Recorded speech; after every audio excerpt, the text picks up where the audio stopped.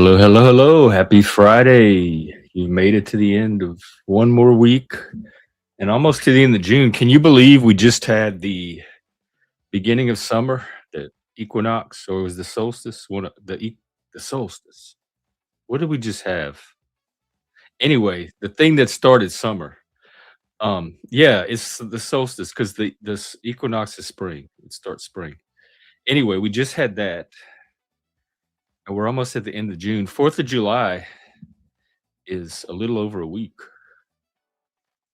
A week from tomorrow is already the 4th of July. So happy Independence, America. Here's what we're going to talk about today. We are going to talk about the patriarchy. We're going to get to the bottom of this patriarchy thing. I call it the fake triarchy because I think it's like so much else in our political discourse these days. It's figurative language. They're not talking about an actual patriarchy. You could go to a country like Saudi Arabia or something like that and see an actual patriarchy. So I don't take them seriously. I don't take anyone seriously that thinks we're living in an actual patriarchy. So I'm going to try to decode the figuration of the patriarchy. Um, and I'm sure at the bottom of it is some kind of grievance with men or negative experiences with men. I'll be back. Oh Lord. Okay, I don't even know this guy, but there's some YouTube drama going on. Um, Somebody from the community sent me something that I want to share. I guess it's a tweet or a post or something. So that's what this topic stems from.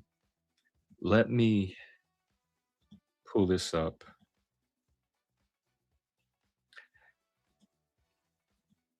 It's from a year ago, and I don't know what platform it's from, but anyway, the point is the ideas themselves. So this person says, I truly believe the root issue is the patriarchy. So already we have this totalizing problem, this totalizing explanation that comprehends all problems,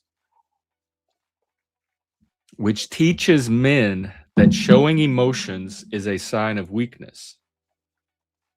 However, genuine connection with others is impossible without emotional openness. That's a lot of kind of unconnected ideas they're stringing together. I'm going to go ahead and read it, and then I want to comment more closely on it.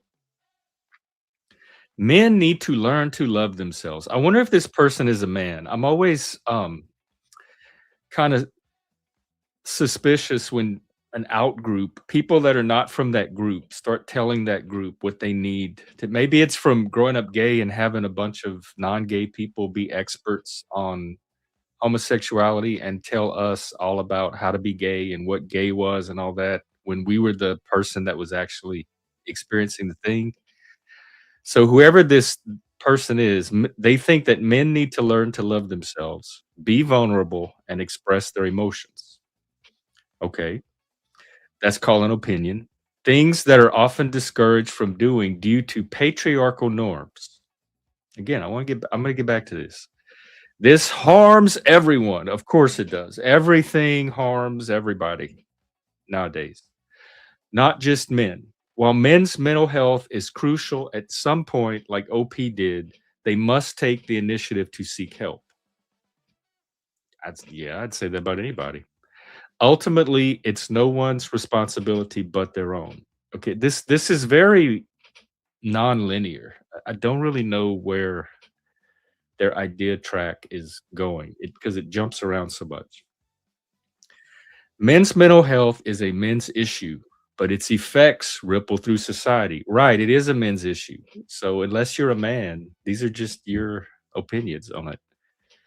The only way to truly address it is by giving boys the right tools early on, teaching them about feminism and the importance of respecting women will go a long way in helping them build healthier relationships in the future.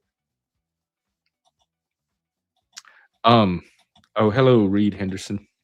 Yeah, apparently there's something going on, but I'm not going to stop my show for YouTube drama. So I'm going to stay here and Talk about men and the patriarchy. Um, all right. So that's the post.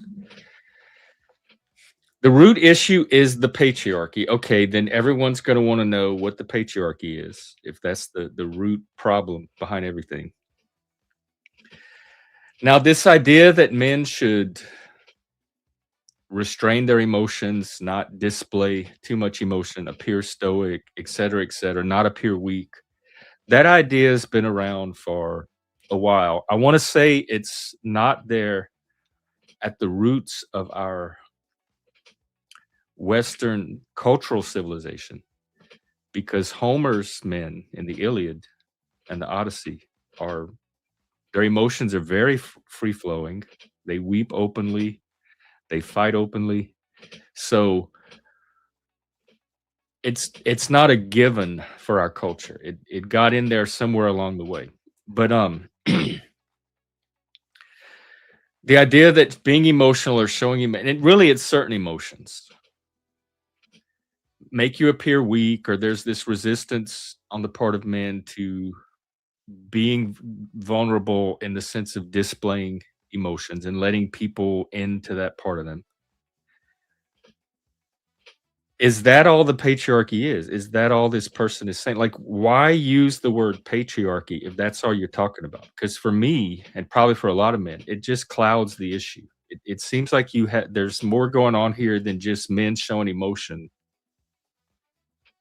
Um, even though that's what you're trying to pass this off as. So it's confusing. It's disorienting for me. However, genuine connection with others is impossible without emotional openness. Okay, well, what does that have to do with the patriarchy? I think the idea is something like without emotional openness and vulnerability, you have less of an ability to connect with the person. And if you're not able to connect with the person, then your relationships are not as strong. And somehow all of that is because of patriarchy.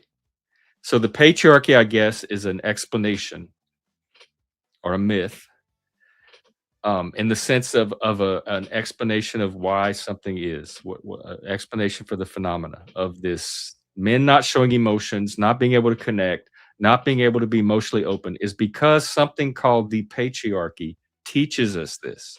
This is where I'm hung up on because I grew up male, and I talk to a lot of people that are male. It varies. Sometimes there are people in their lives that tell them to toughen up, be a man, don't be a pussy, that kind of stuff. I didn't have anybody teaching me that. And there was no formal, like men didn't pull us aside and say, "Hey, we're the patriarchy, and here's what you need to know because you're a man. Don't show emotion, don't be open." So if that's what they think is happening, there's no group like that. There's no group of men out there that are coordinating to teach other men not to show emotions. Um, it kinda happens individually, like whatever their family situation is, and organically and emergently, like so much else that they think is designed or engineered or imposed or taught. Um, Men needing to learn to love themselves, okay, that's a nice thought. I think everybody could use to learn to love themselves, but again, I'm a little wary of who are you determining what men need? We can determine that for ourselves, and this does sound like it's written from outside of the male group. Again, be vulnerable, express emotions. Okay, is that all the patriarchy is? Is it whatever keeps men from being expressing emotions? Nancy Monarch. Hello, hello. Jeff. Oh, gee, I like how they don't acknowledge the stigma. Well, we're gonna get to that because the reason the person sent me this in the first place is because they're involved in a mental health program that is kind of putting the message out there that because the patriarchy is the problem, you kinda have to let men just fail on their own and hit rock bottom, and then they will learn to embrace feminism and overcome all of these patriarchal norms. So as a mental health professional myself, that really bothers me to hear that this patriarchy rhetoric is still making its way into mental health services. Um, I definitely am. Maybe not a president, but a strong daddy. Um, yeah, I think the daddy figure, just like the mommy figure and the princess or the virgin, the elder, so many other figures are archetypal in our culture. In our, they're thousands of years old. Um, do you think Trump is that strong daddy president? I don't know. Um, okay, I want to get through this thing real quick. Learning to love yourselves, all of this stuff, but something called the patriarchy is preventing this. And because men are not able to do this, everybody, even people that are not men, are being harmed by it. They never specify the harm. They never do, ever, anywhere, not even here. So it's that generalized harm that nobody can really pinpoint, but it's because men are not able to do this because of the patriarchy. Everybody's getting harmed. Crisis, crisis, red alert, disaster, disaster, not just men. While men's mental health is crucial, at some point they must take the initiative to seek out. This sentence doesn't even make sense to me, but yeah, mental health is crucial. Yes, people need to take the initiative to seek help. I say that all the time on here. Reach out. There's so many options, resources. If you need help finding local resources, reach out to me. I can help you. Ultimately, no, it's no one's responsibility but their own. But what does this have to do with patriarchy and men showing emotions? Like, how is that tied to mental health? And then, yes, it's a men's issue. Its effects ripple through society. But I'd say that about women's mental health issue too. Women that don't take care of their mental health are a drain on society too, in the way that it affects other people. The only way to truly address it is giving boys the right tools to early on. Feminism. Again, I don't know what they mean by feminism, but it's tied to the importance of respecting women. Even in my generation, even in my parents' generation, I don't know many men that weren't grown up being taught to respect women. We said no ma'am, yes ma'am, we opened doors for people. So I don't know who they're talking about, who this is addressed to. But I wanted to share this because I want to explore this idea of this patriarchy, and whatever the problems men are having, it's tied to some norms that are being set and imposed by some patriarchy. And I just don't know what this patriarchy is. And I'd like to hear from other men. I'd like to hear from women. I'd like a woman to translate that whole passage for me, if they could, into women terms. Like, what is it you don't like about men? Because one emotion that I see men express probably a little more often is anger, sometimes rage, and they get a lot of resistance when they do. So it's not just emotions in general that y'all won't express. There's definitely you want the emotions expressed that you want, and you want us to suppress the emotions that you don't want to experience that make you uncomfortable or unpleasant. That's what I'm saying. This is coming from outside of men. Oh, hey, Moose. Yeah, Brooke, exactly. It's the same kind of harm that like everything it causes.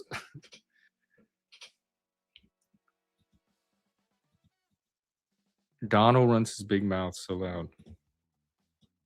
Well, I'll tell you this about Donald's toughness. I might have agreed with you before that assassination attempt, where he was giving that speech. The guy was on the roof, and he did the fight thing. That was so raw, so real, and instantaneous, and in the moment.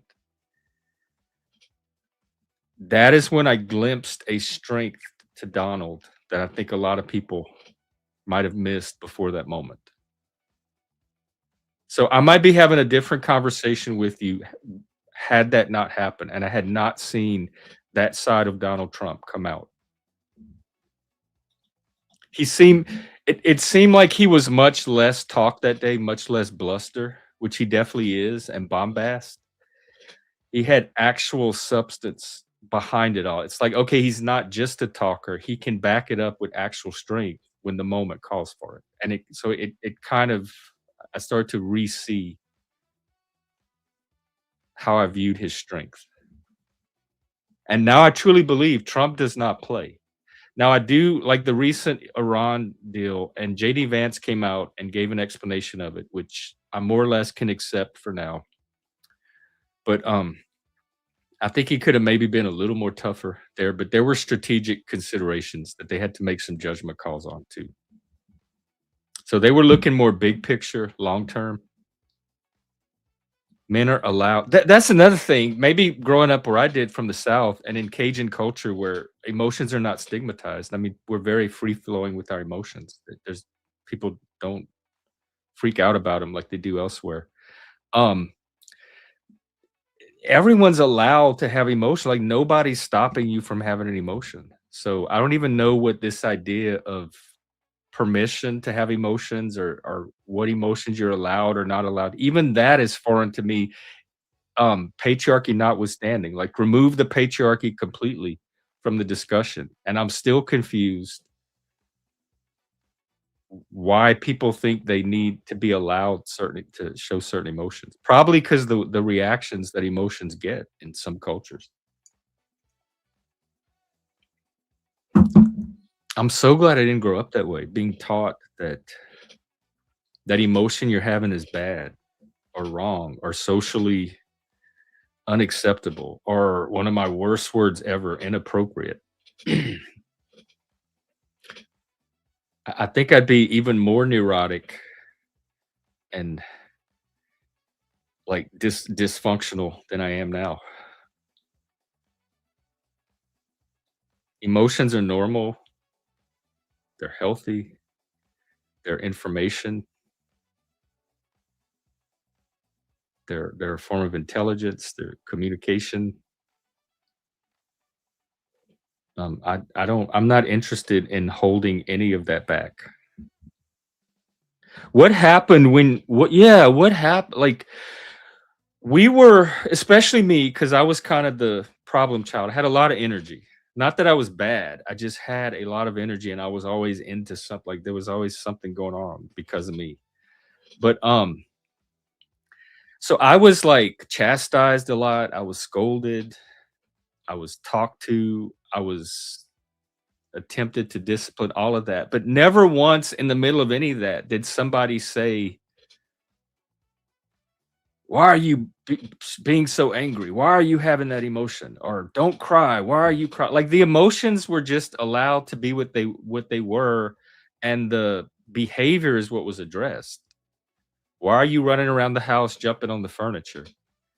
And so emotions were never a thing. They were never remarked upon at all. It was like everyone just understood they were natural, almost bodily functions, and whatever your emotion was what it was. Nobody tried to groom other people's emotions. If you were crying, they might ask you what was wrong because they were concerned. Oh, look, she's upset. Let me go find out what's wrong and is there anything I can do to help? But nobody said stop crying or don't cry or you shouldn't cry.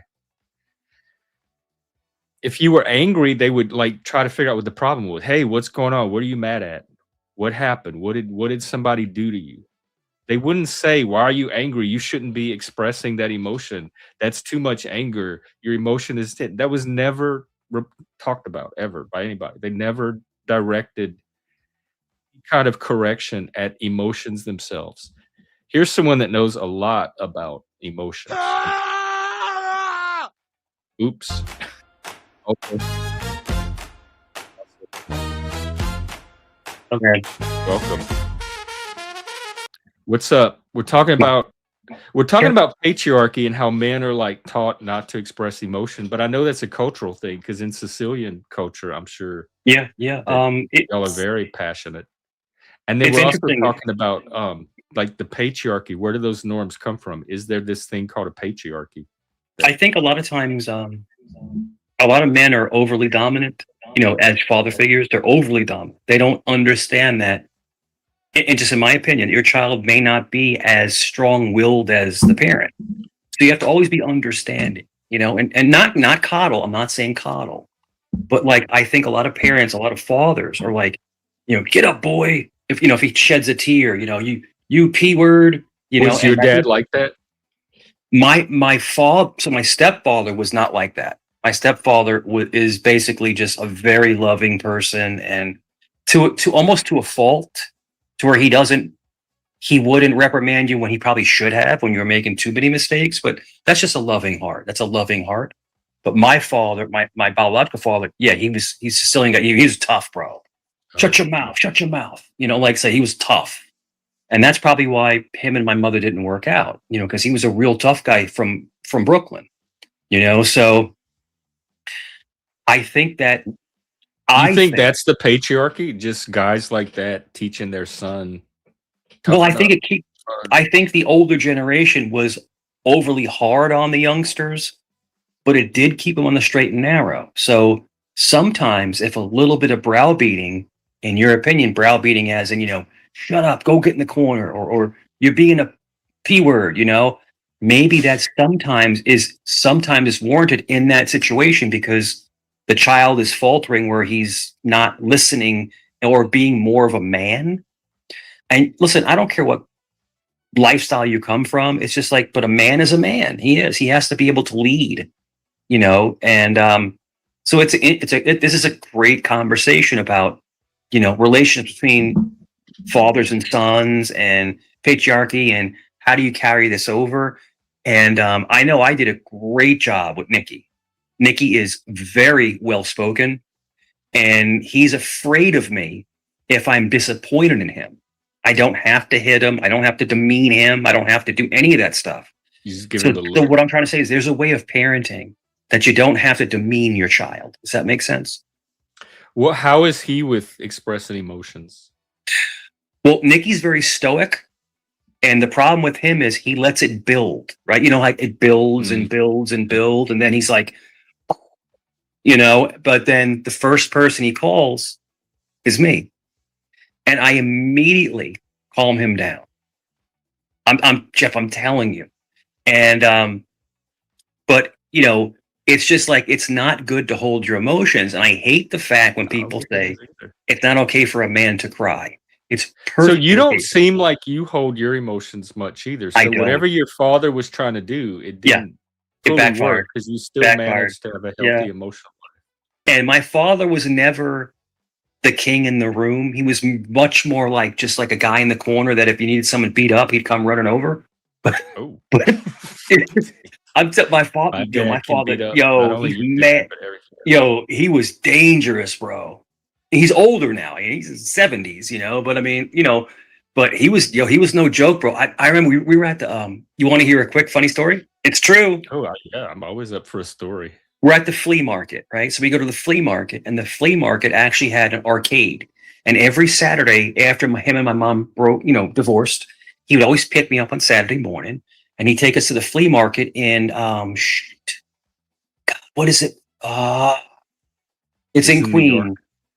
I can't remember what the It's flea a market swap was meet. called, but it was nice. It was and I remember when he, I remember I was complaining to him, right, about they had Voltron. They had a Voltron, and dude, it was $50. It was the metal one, the metal Volt. Remember the Voltron with the five cats, and you put them together, and remember Voltron, the Yeah, cartoon? that was I remember Yeah, something like that from, like, the late '80s, though. So and what I how was old were you? 12, maybe 11. you know so $50 back then is like, it's like $100 almost, and he's like, all right, fine, and he buys it for me. I said, thank you, Dad. And but he would take me to the arcade and give me $5 in quarters, and I would just play video games, That's a and he would lot just back then. sit back and hang out and watch me and just chill. And it was stimulation, but he was a real hard ass. Like, he was a real tough guy, and so I A can't say too patriarch. much, but my dad was connected, if you know what I mean. He was a connected guy. Mhm. So he made sure that I never got into that kind of life, you know? Oh, I can only imagine. Thank Yeah. God, And dad. my dad's like 5'10". He's like 190 something pounds. He's like a little bulldog, right? But we were at the flea market one time, and someone was disrespecting one of the shop owners that he personally knew, and my dad puts his hand behind the person's belt and on their shoulder and threw them out the flea market. I'm like, I'm just like a kid. I'm like, what the fuck is going on? Then he went outside and smoked a Parliament cigarette. I'll, I'll never forget it. I'm like, holy shit. This is the craziest to see your father do that kind of shit. And Was he stoic the whole time? Like, yeah, he's like, yo, get the fuck out of here. Get out of here. Get out of here. Oh. Thick accent and stuff. And it was like, what the fuck? And yeah, oh man. It's because his parents were completely Italian. So he was a Guido. And my parents were a little bit mixed. Because my mom had blonde hair and blue eyes. But was she Sicilian too? No, she wasn't. Nope. But she was Italian, but she wasn't Sicilian. It's a whole different thing. It's like you come from Calabria. They have blonde Italians, like blue-eyed Italian. So if you come from Calabria or Rome or places like that up north, a lot of the Italians would actually have either German or Swiss lineage because it's right up there. Yeah, so that's where the blonde hair and blue eyes came from. But I've always been attracted to darker features. I've always loved darker features. But I think I told you this before. The girl before Nikki's mom, blonde hair, blue eyes, gorgeous, looked like a Baywatch model. And this is when I was in my 20s. I was like early 20s, 21, But it was out of pocket for me, to date someone so light skinned and blue eyes. But she was the best, man. She was very innocent, and I was like completely out of control. Going to the clubs and look at me. While you were dating her, like was she with you or by yourself? Yeah. I would go to the clubs without her, dude. I used to go tanning. I used to go tanning in a tanning bed, like total Jersey Shore. Bro. It was the funniest shit ever. But I used to always dress to the nines, bro. My wardrobe was awesome. Like I always had really nice clothes. In KYB? Yeah. I mean, covered in cologne. I mean, probably half a bottle of cologne every time you go out. What flavor? What was your brand? Typical Guido, man. Typical Guido. And what's but the it was Guido great. cologne? Oh, I used to wear Dracar, and I loved. Oh yeah, I remember Dracar Noir. Yeah, I love Dracar, bro. And some then of the gays would wear that. My absolute favorite was Eternity by Calvin Klein. I loved Eternity. It was light. It was very summery. It wasn't too heavy. It wasn't musky, And but I just remember putting like 15. Like when you put cologne on, you go and you're done, right? You're done with two shots. You're supposed to. What you're supposed to do is spray the air. You're supposed to walk into it, and then walk into it. Yeah. And let it. But I would be like putting like 15 shots on, and it's like I smelled like a French freaking whorehouse. Like, oh and on purpose, like was that the? It was great, but Eternity was so light that it wears off because it's not too heavy on the oil. But there are people that wear like musk cologne. They dab it between. They actually dab it on their neck or behind their ears, and because it's so strong. Yeah. I always looked good. I always smelled good. I was a really big polo guy. I love polo clothes. Ralph Lauren. I love that stuff. I remember. Yeah. Yeah. The preps were those. They were out of our league. But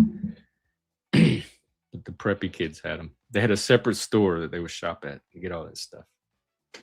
But I was very much so Jeff, when I was younger, I was very vain. I remember I used to clean when I was cleaning carpets, right? When I was like 19 and 20 years old. I'd always look over the mirror, like because people had mirrors, like in their house, and I'm like looking at the mirror and cleaning carpets and staring at my own image. Like I was such a prick, dude. I was a prick. Wait, where were you thinking? Like I'm way too good to clean. Damn, I look good. Damn, I look good. There's other things you can do with mirrors too. We learned about yesterday. I was always clean shaven, right? I had a little mustache. I was always clean shaven. But I had really long, you saw the picture of me with my son. I had really long, thick, curly hair. Dude, I was, I looked good. But it was great, man. I mean, I was just a narcissist. And then once I got with my son, I was a narcissist, bro. And once I got my son's mother, I was able to slow it down because once you become a family man, you take different priorities other than yourself. You know, you're looking at Yeah, after the that's family what I now. hear. It's not everything about you now, you know, but I was for a while, I was a real jerk off because when I was in my teens, I was chubby. I was a You chubby feel in my like you've teens. grown out of that? Oh yeah, no doubt. I am a complimentary, nice person. I don't look at myself as anything like that. At my age, if you saw me in person, I'm still very approachable. I can still pull girls if I wanted to, but it's just I like, don't. yeah, whatever. And I think it's the experience. Like I'm telling you right now, Jeff, younger girls, younger as in their 20s. That's what I mean. In their 20s, they love the salt and pepper. They love like the salt and pepper Yeah, and and stuff I like like that that. look And too. they Salt and love the pepper. beard and stuff. You think you're a And daddy figure to them? Like, are you the yeah, Are they yeah. secretly looking for the Mhm. patriarchy? And that's what happened to me when I was dating the one girl. I dated her for a very short time. She will always want me to call her princess. And that was kind of I don't strange. think I've heard the princess Yeah, story. yeah, yeah. So she was her so her name is Cheyenne, right? I'm not gonna say her last name, but she was in her mid-20s. And I met her, I was what, 47? So like I'm 20 years older than her, but she was like a moth to a flame attracted to me. Then I found out later that she never had a father. You know, she never had someone that is actually very well spoken.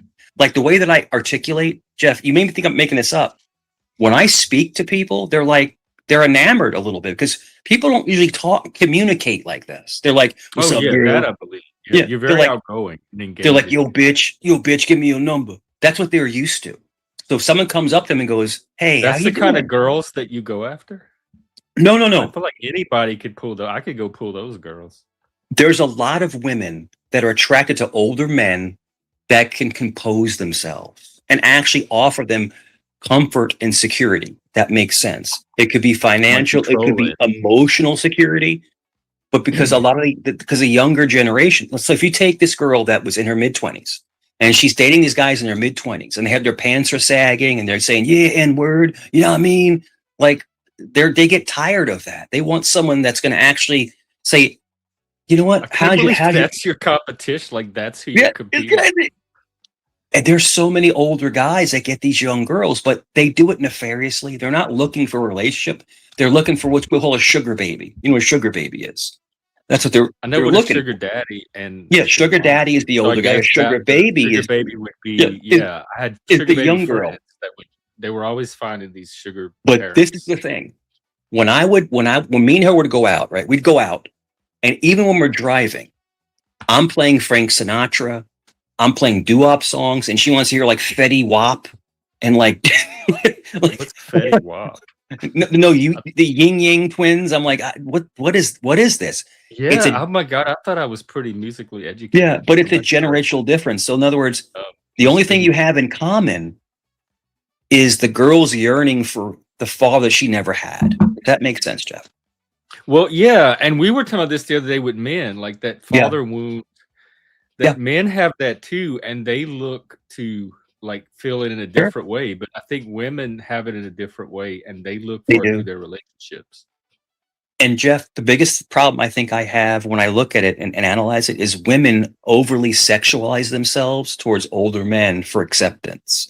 And See, I they do would believe, say that y'all are the one over sexualizing them. no, well, older men will accept it, but we're not the ones throwing it out. It's the younger girl, younger lady, of course, of legal age, is trying to find that father she never had. Now, this is not every I'm woman. trying to find it.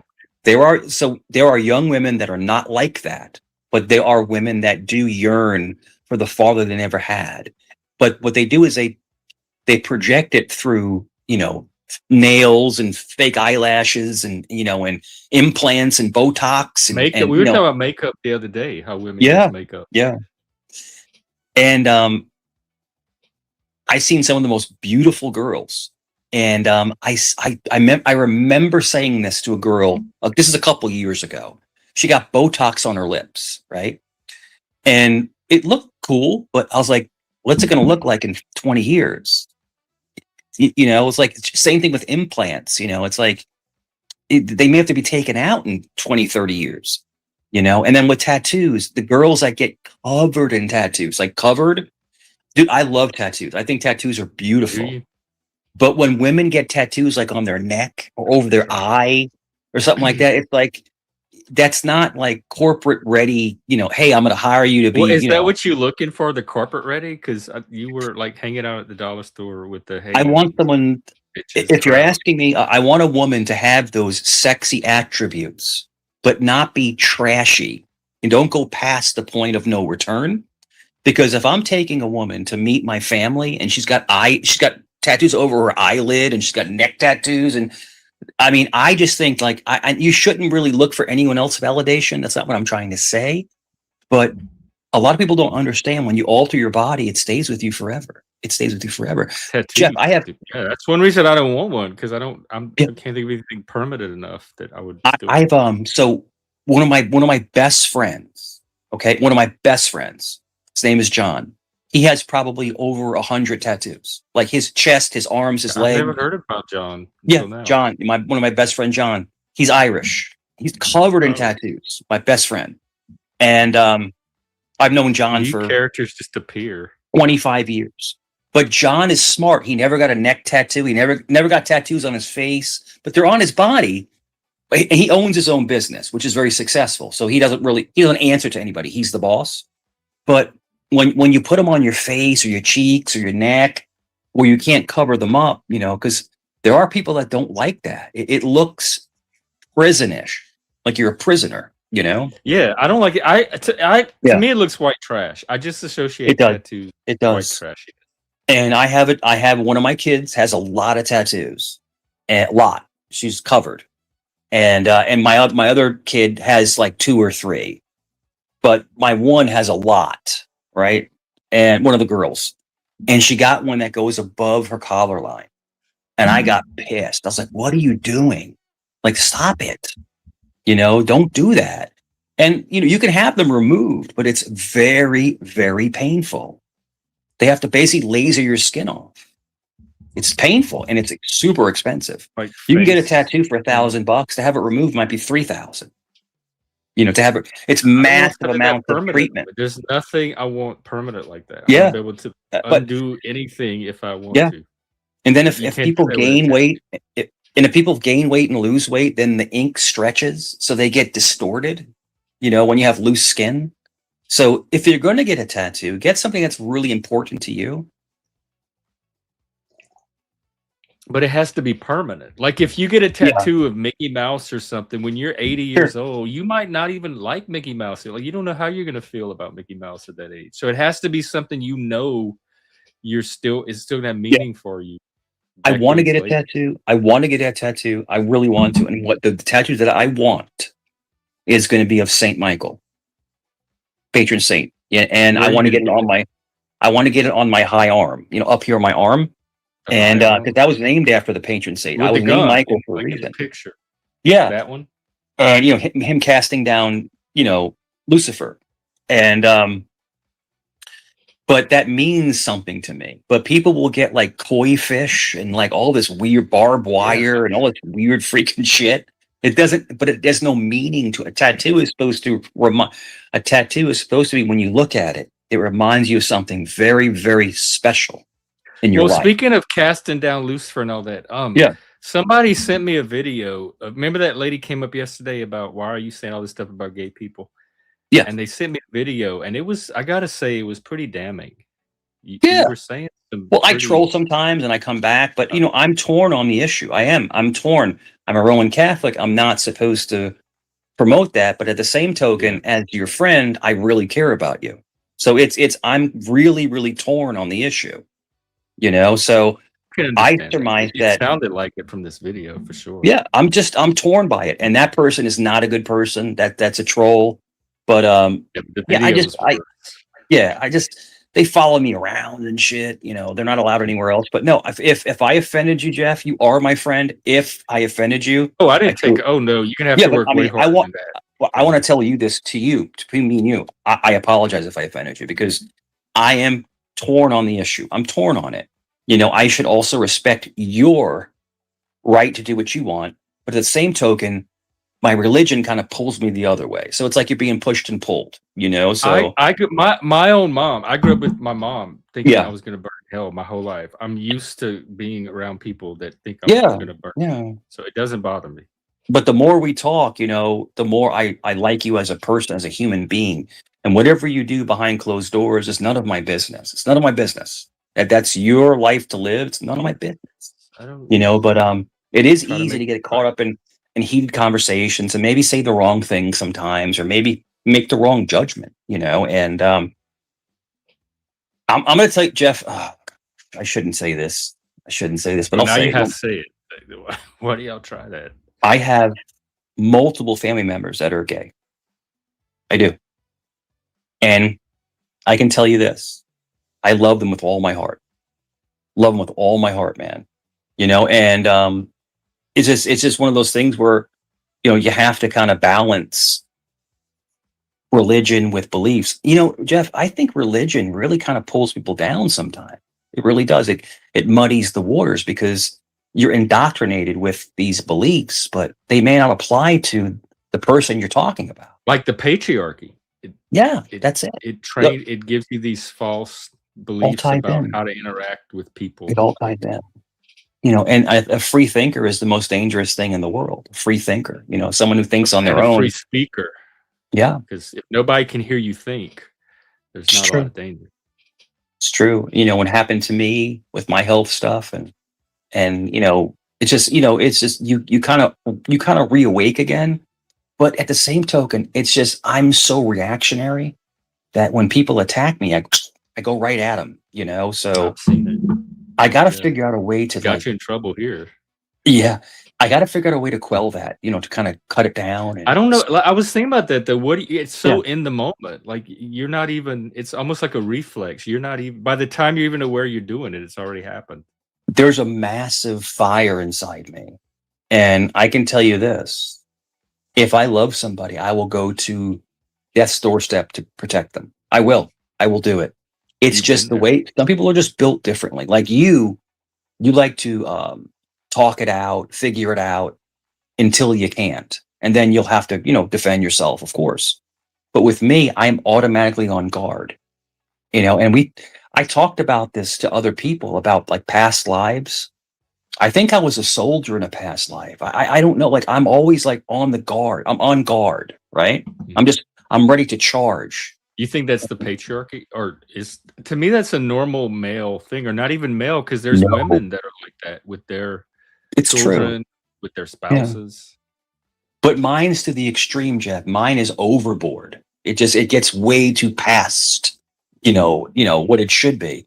And I I mean, like that I'll too. fight 3, 4 people. I mean, I'm telling you, I will do it. I may lose, but I'll do it. And it's just that you have a fire inside you. There's a great. I love this scene in The Last Samurai. Remember this All right. movie, The Last Samurai, had with Tom Cruise, and the head samurai was looking at him fighting all of these people, and he was holding a tiger flag, and he enamored at him. He saw the beast inside him. Some people have a beast inside them. They do. They have this Everyone has a beast. yeah. We see it on here all the time on YouTube. But But there's a beast. Like no, there's nobody without a beast. Nobody is so completely innocent. yeah. But some people have a beast of a house cat or a raccoon, and some people have a beast of a tiger or like a lion, like where you're just ready like to just rip people apart with no remorse. And it's an unhealthy way to feel. We should all be calm and collective. It's understandable. The same token, the world needs the lions. They need the tigers. They need them. They need to have that balance. And I remember when I saw Nikki get mad one time, how it was like a transformation of this beautiful stoic person into an actual lion. He's a like he just turned. I'm like, holy shit. And I'm like, whoa. And it was because we were picking up one of our kids, one of my daughters, we were picking her up, and she was fighting with her boyfriend over custody rights, and his brother and 2 friends pull up, and they come in, and I'm trying to be a media. I'm trying to like let chill, and then the guys are like, "Yo, f you, yo," and Nikki was like, "He just went." Nikki just snapped. "Fuck you." I was like, "Whoa!" Like he came out of nowhere, and he was like throwing hands with people. I'm like, "Whoa, shit!" So like it's so there are people that have that inner fire, but you have to quell it. You can't always let it out. In other words, Jeff, if you took my parking spot, I'm not going to try to scrap it out with you in the middle of a shopping mall. You'd probably fuss though. You'd probably say, "Hey, what the fuck? I would. It's my parking spot. Why are you taking it?" That's what I'd say. It depends on my mood or demeanor for the day, but I would literally probably like use humor. "Hey, nice, yeah. Anyone teach you manners?" Then I just walk away. And I'd be like, "What? What did I do?" And they followed me, then I didn't even realize. Another story. But I've been in so many. I don't know how many fights you've been in. I've been in so many fights in my life. It's crazy. Yeah. I've been fighting since I was probably 15, 14. And it's it's good to have a good conversation. Yeah. Jeff, I'll be back in 2 minutes. I gotta take a ting. I'll be back. Yep. Take a what? A ting. Okay.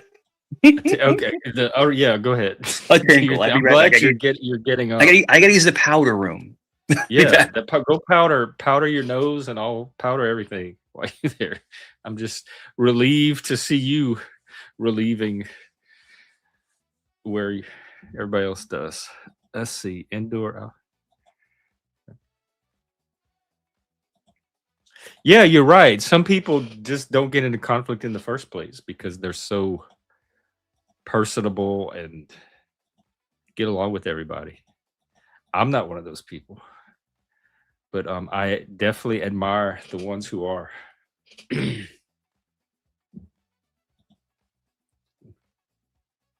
Oh, RW. Yeah, that's RW. Yeah, it was good to talk to him yesterday. He's been busy, so we don't get to chat with him as much anymore. So it's always a treat. So did we get any closer to this patriarchy thing? I think it's I've determined at this point it's an outsider term. It's people that are not men describing something they believe that they perceive about men. It has something to do with not expressing the right emotions and expressing the wrong emotions too much. Right or wrong, of course, determined by the same outside people, whoever these are. You think it's a buddy troll? I don't know with Mike. I think we're actually, we've been, how many years has it been now? At least 2, if not longer. How long does a buddy troll go for? Besides, the only reason he's even here is because he died. Like he almost if I hadn't believed that he was dead and I was never gonna see him again, he wouldn't even be back here because he was banned. Well, I definitely trust your troll instinct. I would definitely not argue with your troll sensors. But how you think that how much do you think he believes it himself? Who is the target of the bullshitting ultimately? Is it me? Is it the audience? Is it him? Because we all bullshit ourselves too. We have a personal narrative. We keep going.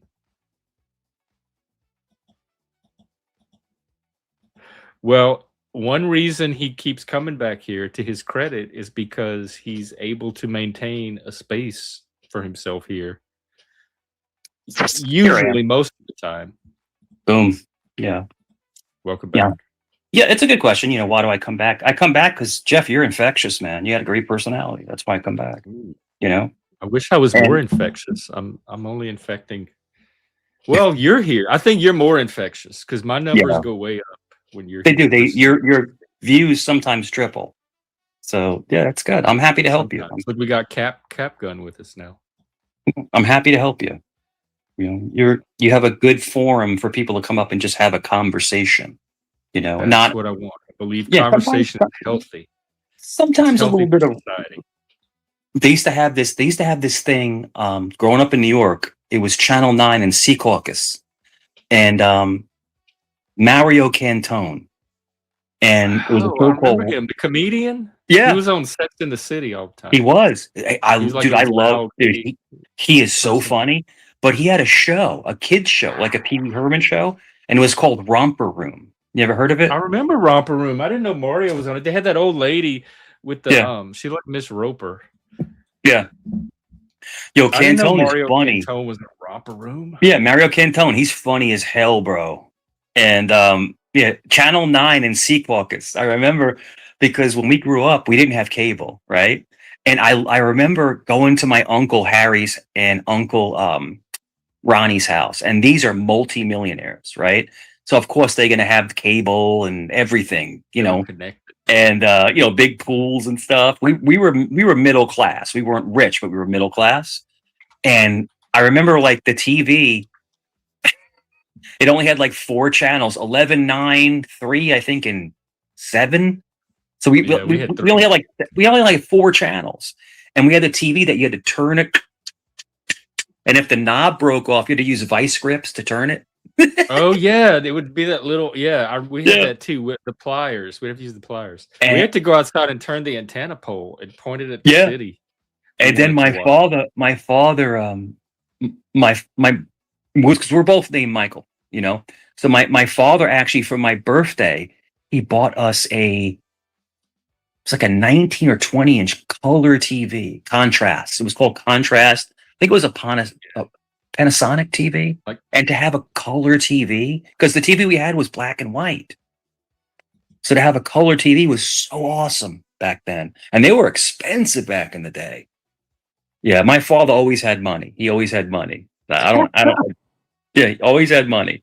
But, well, getting a TV back then was like, because we go now and buy a TV, it's like no big deal. because we got the big console. They used to come in these big wooden cabinets. Yeah, we had When one. you We got a had one. console TV, that was the peak of Yeah. television. You had arrived. You were And Those notified. TVs were fucking heavy too. Took They like were. I four know. It dudes. took like 4 people to move them. the heaviest TV ever, when I was a bigger guy, bro, Moose salute. I actually bought the family a Sony Trinitron, the big square gray I had a one. Trinitron. Oh my god, I had one of those in Vegas. I love my And the Trinitron. thing weighed like 400 pounds. Mhm. It It was, so I left heavy. it. It was so heavy. Yeah. I left it in Yeah. Vegas. I didn't even try to take it with me. And that is so long ago that it had problems, and they were still TV repair shops. So you would take it to so that's how, like, I'm talking about, like, over 30 years ago. And Oh, it longer was than that. I just remember going there and just like, bringing the TV, and I could lift it. Dude, I was strong as fuck. And bringing it there, and he worked. Don't charge me.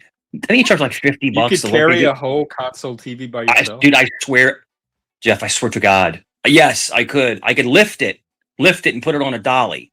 And I then figured it out. You're you not take it out with a trolling dolly. Jeff. You're trolling everybody who follows you. Yeah. So what we would do is You leave all We- these breadcrumbs for people to like gather all this information on you, and then they follow you everywhere, and you just fucking troll them from one channel to the next. Did you figure it out now? Did you figure it out now? The secret sauce. See, but I don't troll Jeff. You're See, too Moose, good. I don't troll Jeff. I actually generally like him. I like his company. Yeah, I But do too. I Yeah. agree. but it's funny because so I was on another channel, right? Because I only go, all right, so I cut it down to like 2 or 3. Now I'm back on like maybe 5 or 6. And some of the newer channels I'm going to only have like 300 subs. I'm trying to help build their channel just by coming over. Dude, I was on Let's Talk About It 1212. It's called Let's Talk About It 1212, right? He's a What is Dominican that? guy. He's cool as shit. What's And the he goes- 1212? Let's Talk About It 1212. That's his channel. So Oh. I'm over there, right? And he's got like 12 people watching, and then within like an hour, there's like 70 people watching. It's So is this a new channel? You found a new channel? yeah. It Wow. recommended it, and I just went up there and talked to him one night, and I vibed with him. And he wrenched me up, and I'm just up there. And I don't block anybody, but it was just funny because he goes, Mike, because he has a really thick Spanish accent. He goes, Mike, who the fuck are all these people, man? It's just, they keep rushing in, you know. It's like, oh, these Oh fucking yeah, people, that man. was that's what happened when you showed up here Yeah. the first time. And I All was of a like, I sudden, told him, the chat was full of these people. I explained to him, I said, I'm kind of famous in a way or infamous in a way, but the whole thing is that it will Know the triple story. your numbers. He's like, I'm all about it, man. I'm all about it. Like, all right, that's cool. But no, it does get exhausting when all of the haters come over. It's like, oh, you know. But yeah, it's all good, man. It's all good. Well, And Moose, Moose, what's up with you got my number, Ben. Completely. It's funny as hell. Yeah. I, I mess with people and they chase me around. They like run after me. It's like, ugh. And then I get them blocked on other channels and they get pissed. So they make like discords about me. Yeah.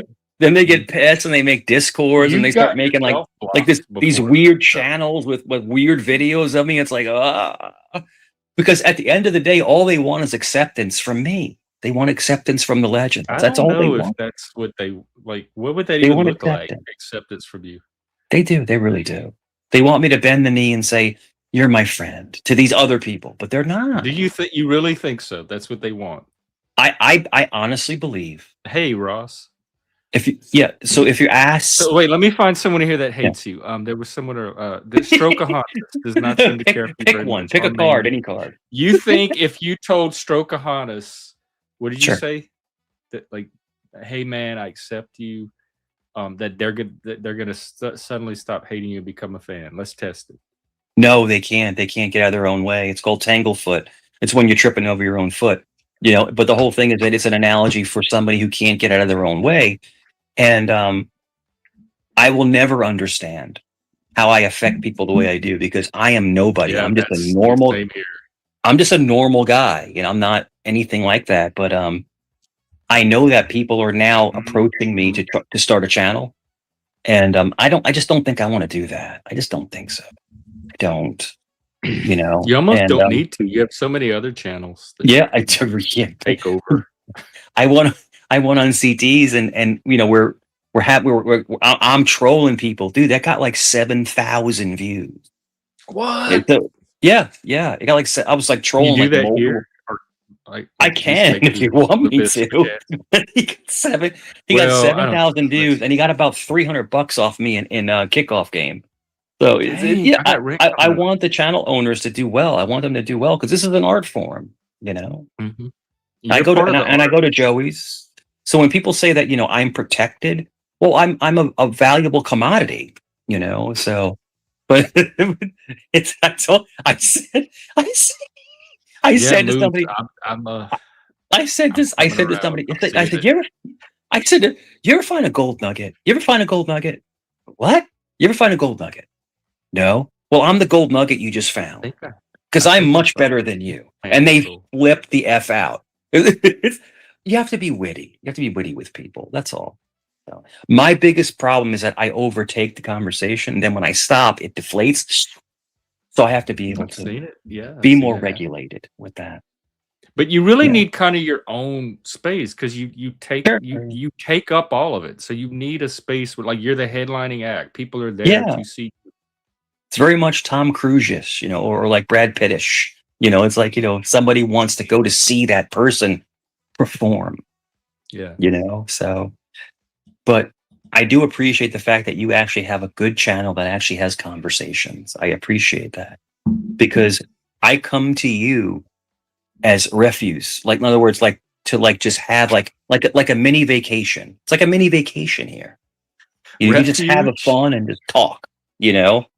The other channels, Jeff, it's like, it's like, oh, you know?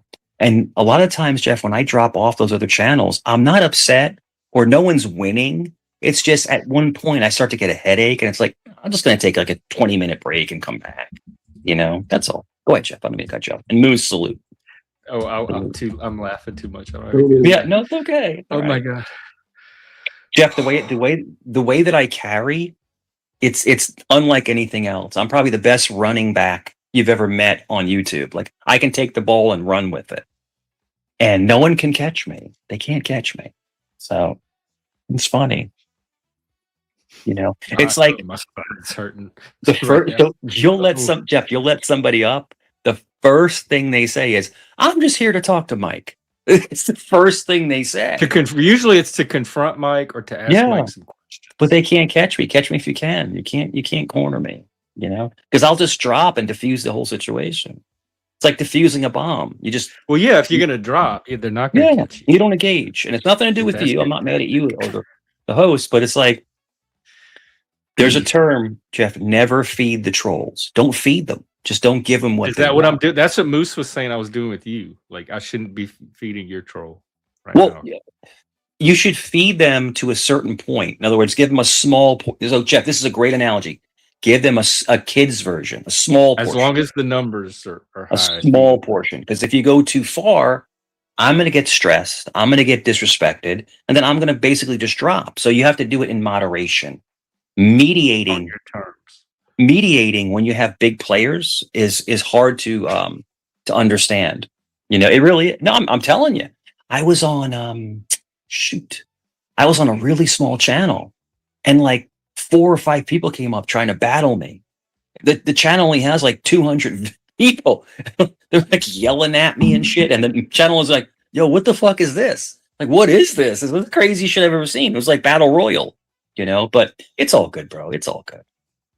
I don't take offense to the channel owner at all. So, but it does bring clicks and views. It brings more people to recognize the channel. It brings super chats. It does bring. Well, I hope it brings. We'll see if it brings a super chat. Yeah, I'm not sure why you're not getting more, but I mean, if I can antagonize, because you're actually like pleasant today, and like you're not. Nobody's want to kick you off. Yeah. Well, Jeff, F you. Okay, F you, Jeff. Someone pay to kick me off. No, it's all good. But I have moods. I don't know. Moose is my producer. He might have some ideas on how to monetize. Go ahead, guys. Go ahead. Especially now that your troll game has been exposed. Yeah, it's been dismantled. It's like the Death Star that blew up. It's like only half of a troll game now. It's like half of Death Star. It's like got holes in it. They shot the proton through the through the trash chute through the Death Star. Oh yeah. The beautiful thing is I don't have to do anything. You just let it happen. You just let the show make itself. You lay back and let them take it. That's it. It's like Moose. It's like cruise control. You just put it on 75 and just lay back and let the car go. That's pretty much what I do with a lot of people that come in. Remember I told you the other night, when stuff starts getting really chaotic, you just kind of sit back and let it flow out. Sometimes being a good facilitator is knowing when not to step in, when to just stay out of the way. You let it play itself out. And it's an interesting mix of different personalities. And I think that's what really makes this YouTube experience unique. It's just so many people from different walks of life and different political views, sexual views. It reminds me of New Orleans and Vegas. It does. I love this term. It's a hodgepodge of different personalities. It's like a big pot of gumbo. Does that make sense? Mm-hmm. It is a gumbo. The hodgepodge. Yeah. It's really Moose, funny because... I want to let Moose check in. Of course. Or keep going. Oh, I guess. He's like, I'm out of here. Now he's probably working. He's probably working. That was a troll. No. Yeah, he's probably working. Probably a signal. Yeah. No, but it is amazing that the diversity of different personalities that come up. It is, and I think the combination, depending on who's on, you see different sides of people with different combinations. Yeah. Like right now, like you're talking to the real me. I'm not trolling. I'm telling you, you're talking to the real me. Like this is how I always conduct myself, just charming and fun. That's a troll too. But if you have the ability to be this person, why don't you make this the real you? This is like the best. Sure, because sometimes it's fun to be a villain. Does that make sense? Yeah, it does. Sometimes you want to put the black cape on and be a villain. That's fun as well. Plato said that. Yeah.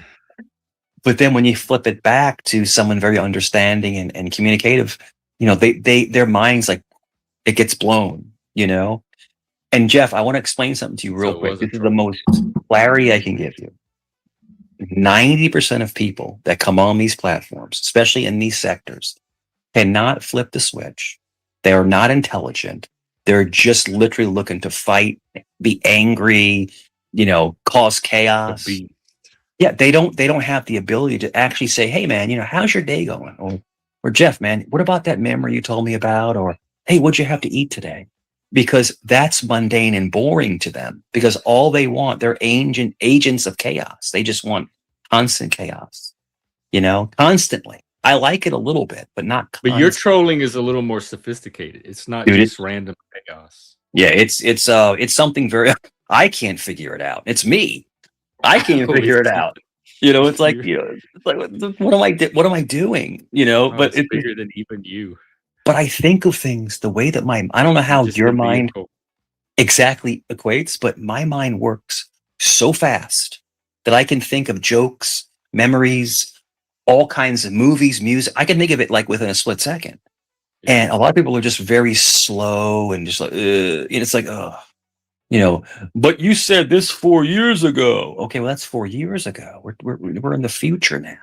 It's like, let's let that go and let's engage in something going forward. They can't do it. They can't let go of it. Find a neutral. They It's like do their get brain. fixated. Yeah, a lot of the stuff. One thing Yeah. that struck me early on when they started showing up is I thought it was all recent stuff. Was Yeah. how many years ago Oh, they were dude. talking about that they was still being kept alive. 3-4 years ago. I mean, you're talking about, over 1,000, 1,500 days ago, and you're still Yeah. talking about the same thing that I And even jokingly like even said. on something like YouTube, you would think after a few years on YouTube, Yeah. something would have replaced I don't know, man. the It's humor.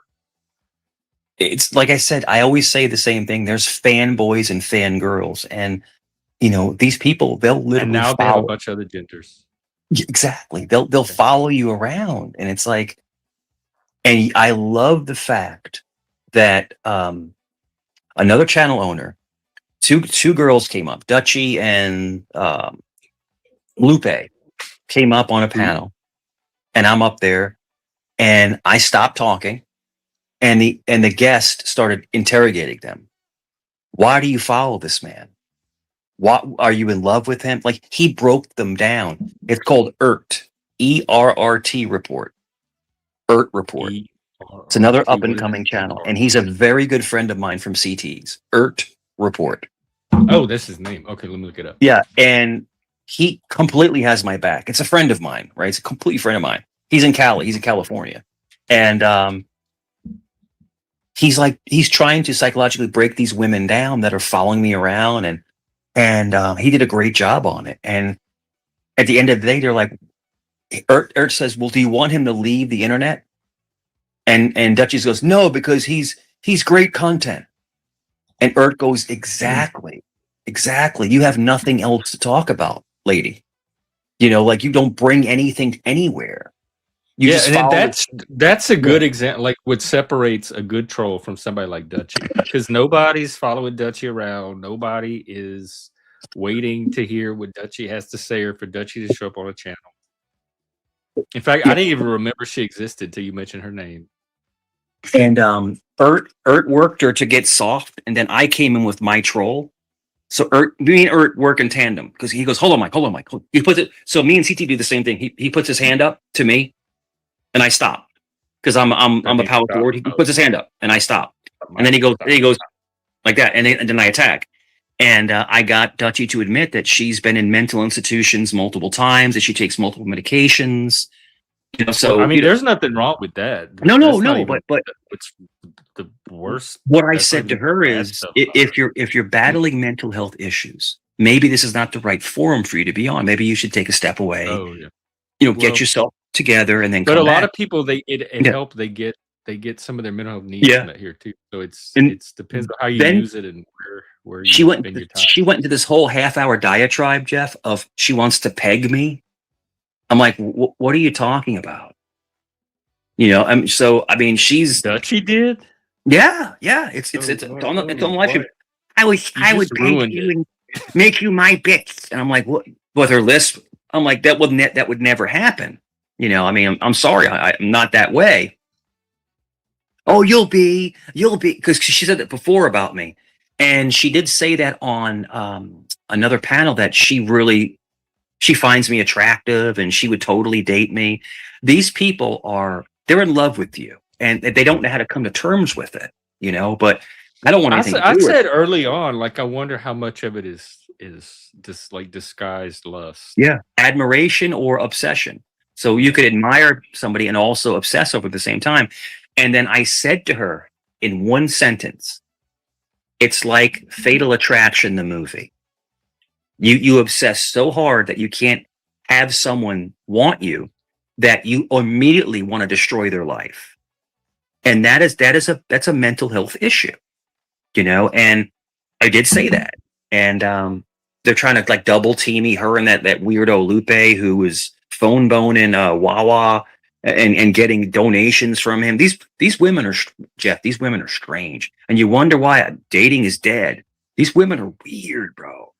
They're just strange, you know. The dating scene Maybe is we need like a patriarchy to maybe we should get like go back to like, you know, set weddings, you know, or like they just do in stay the with Middle East. They do the, you know, the set the birth vibes and weights. yeah.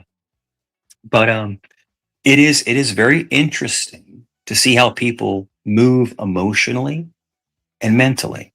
It's an interesting. I'm not judging anybody, but the level of mental health illness I've seen on this particular YouTube experience, it does make me sad. It does, you know. There are people out there that are just hurting really bad. So what they do is they turn that rage into hurting other people.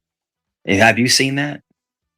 Well, people do that in life too. I wonder how much of YouTube is just bringing out what Yeah. people would be doing in real life anyway, because that's the type of person they are. Yeah. It's an interesting. It's like a great case study, you know, for behavior. Oh, I Really. have no doubt that psychology students are going to be studying YouTube Mhm. years from now. Mhm. It's going to be used in graduate level classrooms. But the biggest problem is, Jeff, the biggest problem is that there are people like you see all the flack I get, all the negativity and all the shit that I get. Sorry to curse. All the crap that I get. I see, but I also Yeah. don't see you as innocent because you No. But I do things hate. to where Yeah. it's a natural consequence from. But there are people that are unbreakable, and I feel like I have much thicker skin now. But when I first came on, I would get really upset with disrespect. I would get really angry. People would disrespect you for a reaction.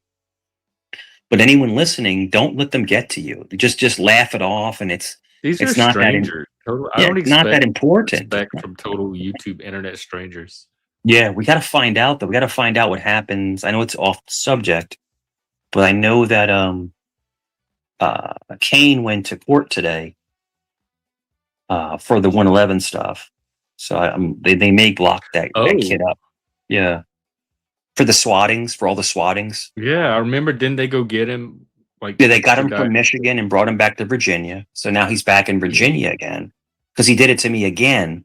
He swatted me 4 times and called wellness checks on me and lied. Said I was remember it. outside with a gun. I was threatened to kill me. wondering how he was getting away with it all that time in the Well, first place. the whole thing is the detective in Virginia Beach wasn't willing to extradite him because the magistrate wouldn't do an extradition order.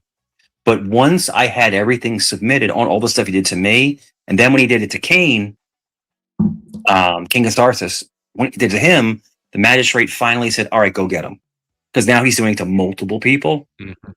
And they went and they got him. They pulled him. He was in jail for like a month, and he got Wow. bonded out. And then now I'm glad they took it seriously. I really am. That shit Jeff, needed to can you stop. imagine? a long Jeff, can time you ago. imagine just like having like 6 cops, fire EMS, a helicopter overhead, paramedics, because some fat 21-year-old kid was like, he's outside shooting in the air. He completely lied.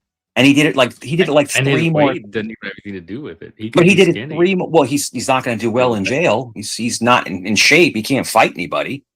But he's like 300 pounds.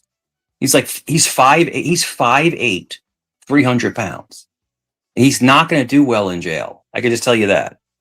And he tried to use his autism as an excuse to the judge the first time. And the judge did grant him a bond, and his parents had to pay the bond, but he had to be back. But I'm hoping that he gets some jail time. I hope he does, because what he did to me, what he did to Kane, I mean, cops in your house with their guns pulled.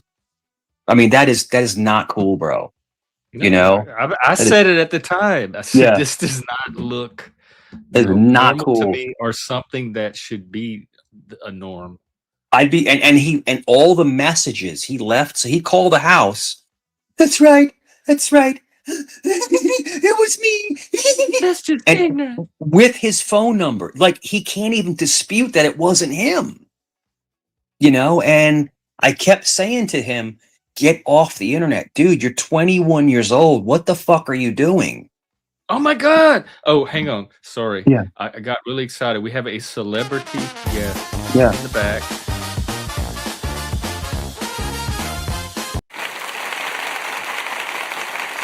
What are you doing? Salute. You know, Jeffrey and God. Michael, I was watching some damn YouTubes, and I was watching my favorite programmings on the YouTube streets. Was it And Club this- Exile? And I was interrupted by this damn Mario Lopez commercial. I said, that damn Mario Lopez. I said, his times must be rough. And gentlemen, he was trying to give me some financial credit card advice. I said, Mario Lopez, to myself, I said, your financial pockets must be running out, Mario. You damn Saved by the Bell, Jeffrey. I thought he got his bell wrong. I told him in Saved by the Bell, stop playing his mom, Bobby Boucher's mama from the Water Boy said, stop playing that damn foosball, Mario Lopez and Bobby Boucher. Stop Oh, playing are you talking about Mario Cantone or No, Lopez? Is it Mario Mario Lopez that Lopez. was in Romper Room? No, it's a conundrum, Michael. His first name is Mario, and his last name is Lopez. He's like an Italian. I'm gonna bounce, man. I'm not gonna be on with this. He's an Yeah, Italian Spanish man. Oh, I didn't know y'all were fighting. Yeah, I don't like Vinny. Vinny's a piece of shit. Salute, man. Oh wow! Oh, I didn't even Lord. say Well, two 'cause words. he hasn't been coming on up with in, a like, story probably about a Mario year now, damn huh? Lopez. Oh, well, Vinny, you ran off my my I don't guess, even my know who golden that goose. was anyway, Jeffrey. So I'm thinking to myself, this Mario Lopez from Saved by the Bell, times must be Yeah, tough for Mario him. Lopez is from Saved by the Bell, but I wonder Yeah, if but he he's the must have Mario his that was on damn Romper bell Room. wrong. Trying to give me financial credit card advice. The man must be hurting, Jeffrey. Mario Jeffrey, Lopez was trying to give you financial credit card advice. that Mario Lopez, if you don't know, back then it wasn't hot. No one knew who I was. I'm Vinny Jones, formerly known as InfoWar Alex Jones. But that Mario Lopez, Any relation to Velvet Jones? No, but I do drape myself in velvet every time when I'm looking over my new product. You know what, Jeffrey? I'm going to put that on my new product list. It's going to be the Velvet Jones right now exclusively on alexjones.com. InfoWall. Use the promo code GenXJeff and get 25% off your velvet drapings and the whole outfit, the whole shebang, Jeffrey. The pillowcases, the robe, the slippers. I'll personally have the 666 insignia from the Illuminati because Jeffrey, I'm Illuminati through and through. I did not Rosa know, Christians and Christians and so buy my products because back then I wasn't hot. Nobody bought my products. Now I'm lukewarm. Still nobody's buying my products. I think nobody's buying your product today either. They say you're killing my panel. But what is up with you? It's been like forever. What's going on? I'm doing good. Just figured I'd come up and say hello. I said my word, Jeffrey, that damn Mario Lopez. What, he got no damn business selling me no damn credit card if his money is tied. I know that is. I was wondering why he was doing that too. Was this on TV? It was he interrupted my damn YouTube programs, but I'll go ahead and go since other people around. No, you don't have to. Not what? Yeah. You don't have to go. You're gonna going to capitulate to Mike. A panel killer. I don't want to kill that. Well, that's just one. what. That's time. just. I figured I'd have a nice time with some people. you know, talking about forgetting about the past and just moving on. You know what I'm Yeah. saying? I thought so too. I didn't know y'all Yeah. were fighting. Yeah. Look, I'm Vinny's cat. Look, I'll tell Vinny all the fucking time. Vinny, you a piece of shit. And Mike Cerrone just called you a piece of shit, Vinny. Vinny, listen, you feed me. You think you're all fancy, feeding me the damn. Look, man, listen now, Vinny. Look. That man Michael Cerrone called you. He called you a piece of shit. Vinny, I call you a piece of shit. I'm your kitty cat. Vinny, you're nice and all, but you a piece of shit. You a piece of shit. Piece of shit, Vinny. Vinny, you a piece of shit. That's the kind of respect I don't get no more. Well, because you don't come around. You get it here. Oh my God, Come y'all! I'm around. gonna need a hernia I'm operation here after today. My now. sides hurt so My bad time from is all the now. laughing I did. But that goes to prove a lot of things. Just running off. The man couldn't even handle a damn Mario Lopez funny. I was trying to make a funny. It might be Mario Cantone though. Like he's Italian. You might know him more. He's Italian. He's a I little don't know Italian a gay guy. Cantone. I don't know a cantina, except sometimes if it's a food truck on the side of the road. I can't. Oh, yeah. That might be a cannoli. Well, anyway, Jeffrey, I'm gonna just go ahead and go. So that wonderful, fabulous guest who don't even know how to move on, like moveon.org. You know, he didn't want to have the funny, but no problem. Because I feel Will like you I'm in a come damn back up conundrum. another time when you can Let hang alone out? I'm getting hypnotized with your flannel nice shirt they like, and I'm still Oh, thinking you are? about a Oh, velvet well, pillowcase and all that fanciness. good. It still works. Look, I'll go ahead and go this way. That damn piece of shit, he can come back. Salute. Well, Mike, click the link. You won this round. Vinny. Oh man. And Vinny, that's another master troll. So I feel like I could have made some money off of that. Charge for tickets or something. Here, Mike, I'm gonna put the link. I didn't know that y'all two could you it's so hard with all the conflict that's happened over the years. It's so hard to keep up with all the different people that are beefing with everybody else. But also, Vinny has not been on in probably over a year. It's been forever. Everybody was asking about him. We didn't even know if he was still around. So I was so excited to see him and talk to him, and I still am. I wish he would come up again. But I guess be grateful. Sure. that No, I we just still I have just stepped away. I'm not going to be sucked Yeah, into. you did the right thing. That's what I do when I don't want to Yeah. panel with He, somebody. I don't like. the one thing about him is that me and him got along for like a long time, and for some reason he turned on me and tried to troll me, and it's just like he's just annoying with all the fucking weird noises and shit. And Oh, I love that though. That's one thing I love about him. I don't know. All the I just characters. and then he claimed he was a detective for all these years. He's a fucking liar. He was, dude. A police officer doesn't act that way. You know, you have decorum. You have certain Well, they have balance. to play different personas to It's get fine. information. He can believe whatever. He was on camera one time with a luchador mask on. He's like a little skinny guy. I remember. Yeah, that was cool. I don't know what the fuck he's doing. He's just a psychopath, you know. But I mean, I don't want anything. There are certain people I don't want to talk to. That's all. I just don't want to talk to them, you know, because it's going to be the same bullshit every time. Yeah, no, that's cool. You have every right. But you did the right thing. If somebody's on here, you don't like the right. I don't like being around him. He's just a weirdo. It's a weirdo. Yeah. So yeah. So what were we talking about before he showed up? It was talking about basically human behavior and relationships and all kinds of stuff. We were talking about a hodgepodge of all kinds of crazy stuff. Yeah, like YouTube behavior. And you know, and I think people. Let me ask you this: you remember having to call someone on the phone, having to call them and physically talk to them? Okay, yeah. And then when you text people. When you text them or email them, there's no emotion involved. And I think that the YouTube experience makes you emotionless because there's no real actual interaction. It's just digital. Does that make sense? I see a lot of emotion on here though. You have a hard time convincing people that this is an unemotional place. But the whole thing is that you have at any point you log off, and then it's funny because rage quit, because all they want you to do is come back Yeah, because yeah, but they want your because you're their company, entertainment. but they want your company, but then they push you away, I don't know if it's company. I think but then they it's beg you to entertainment. come back, and when you don't come back, if you don't come back, you're actually doing better for your mental health. So if somebody is honestly disrespecting you or putting you down or making fun of you and you step away, that's good for your mental health. It's good for it. Yeah, that's what I do. I don't stick Yeah, around for that. good for it. When you stay and fight and fight and fight, then it all of that aggression just builds within you. I agree, You Mike. know? You did Yeah. model good mental health today and good self-care by Yeah. removing yourself. And people are very angry at me, Jeff. People are angry that I don't troll as much as I used to, because I used to be battle hardened. You were trolling the whole Yeah. day on here. Was a troll. No, Jeff. A couple of years ago, before you met me, my troll was nasty. Like it was like sick, just ripping people.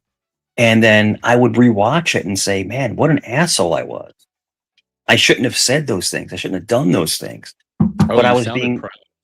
I was being too overreact. I was overreacting too much, and but there are some channels that's what they want. They want what we call the battle royale. They want people just to fight and scratch and go crazy and all this other stuff. But at the end of the day, mentally, it's not good for you. It's not good for you mentally.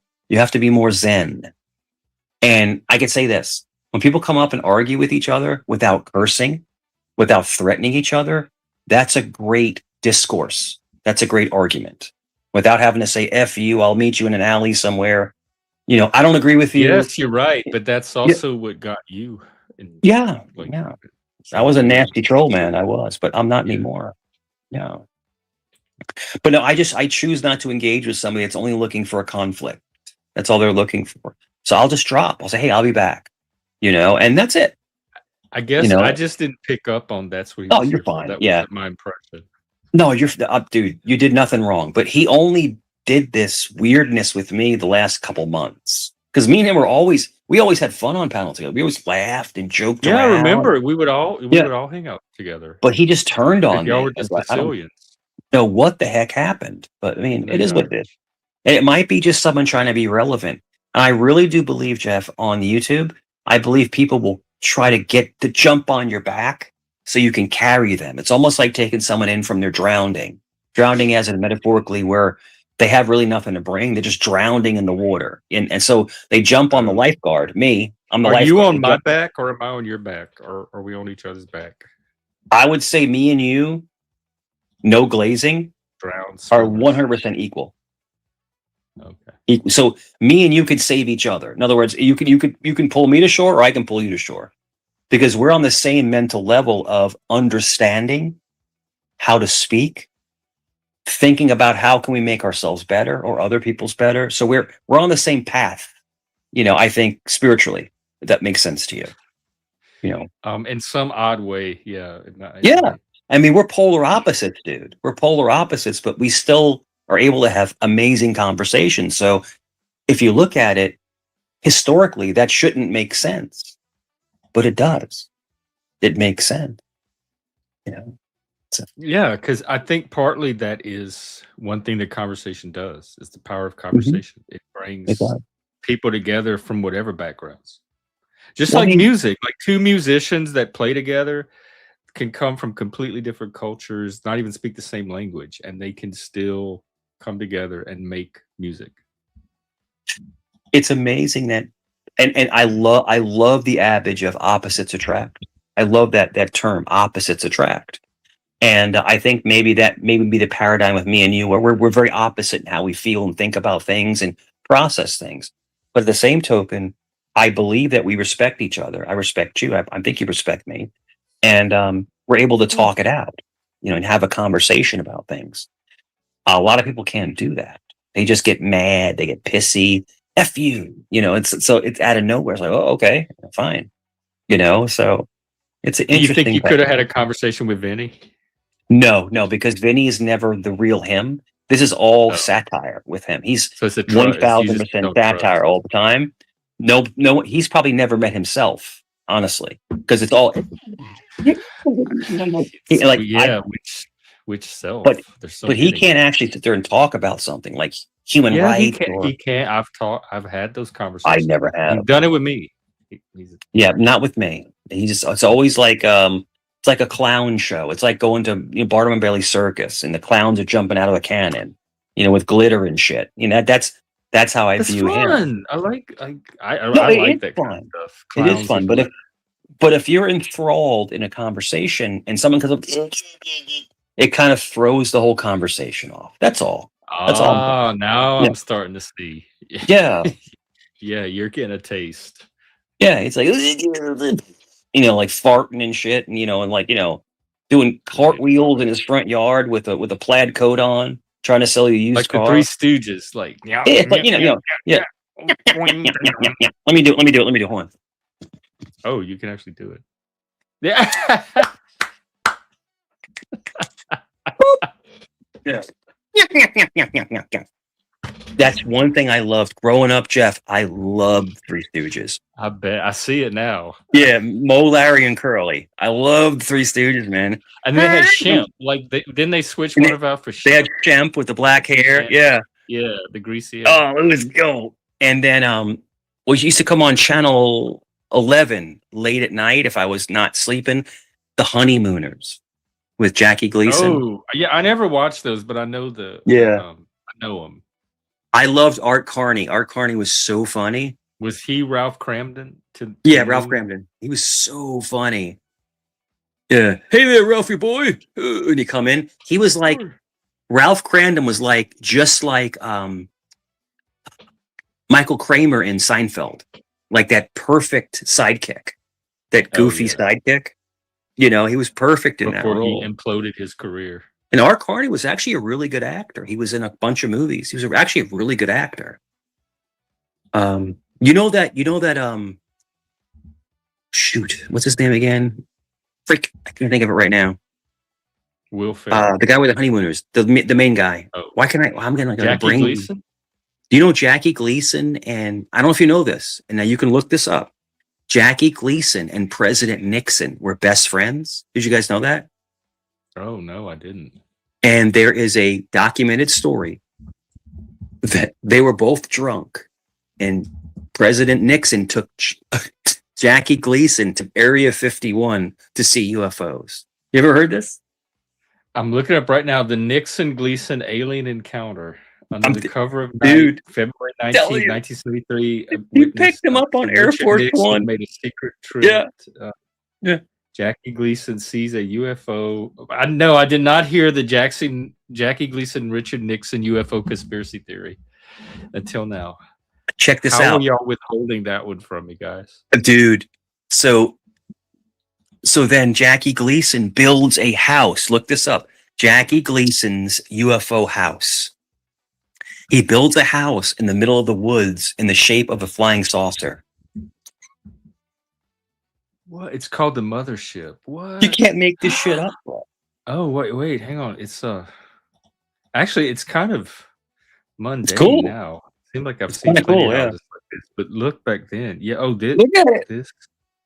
And it was right after he went to Area 51.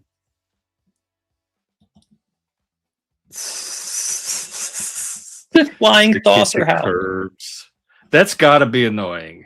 There's a reason Mhm. they make them horizontal, linear. Dude, I'm telling you, dude, I guarantee, and very few presidents have actually seen the crafts. For somehow Nixon was able to do it because a lot of presidents have never seen it. And I believe Trump has seen them.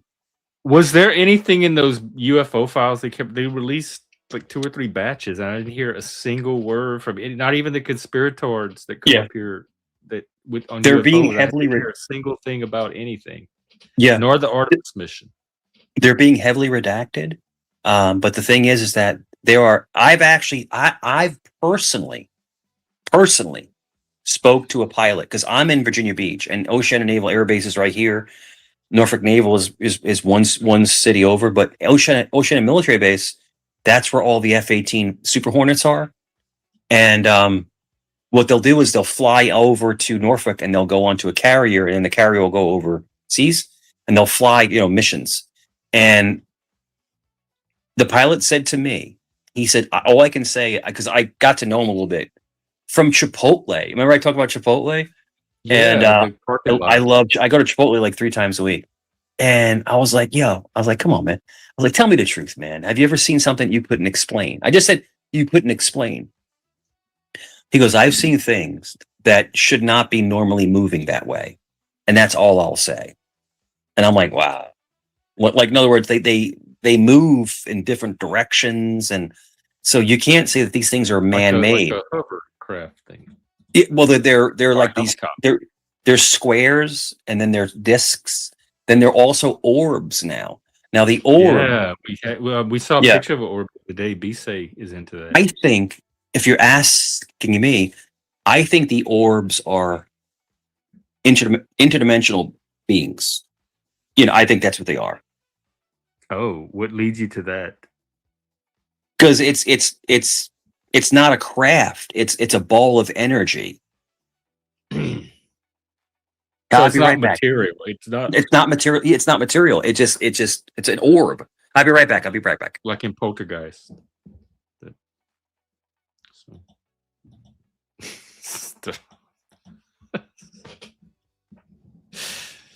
Plasma life forms. Is it like that Eye of the Storm ball thing? Or what about the lightning balls that occur in nature?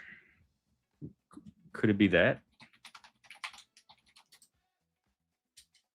Ball lightning? Is that what it's called?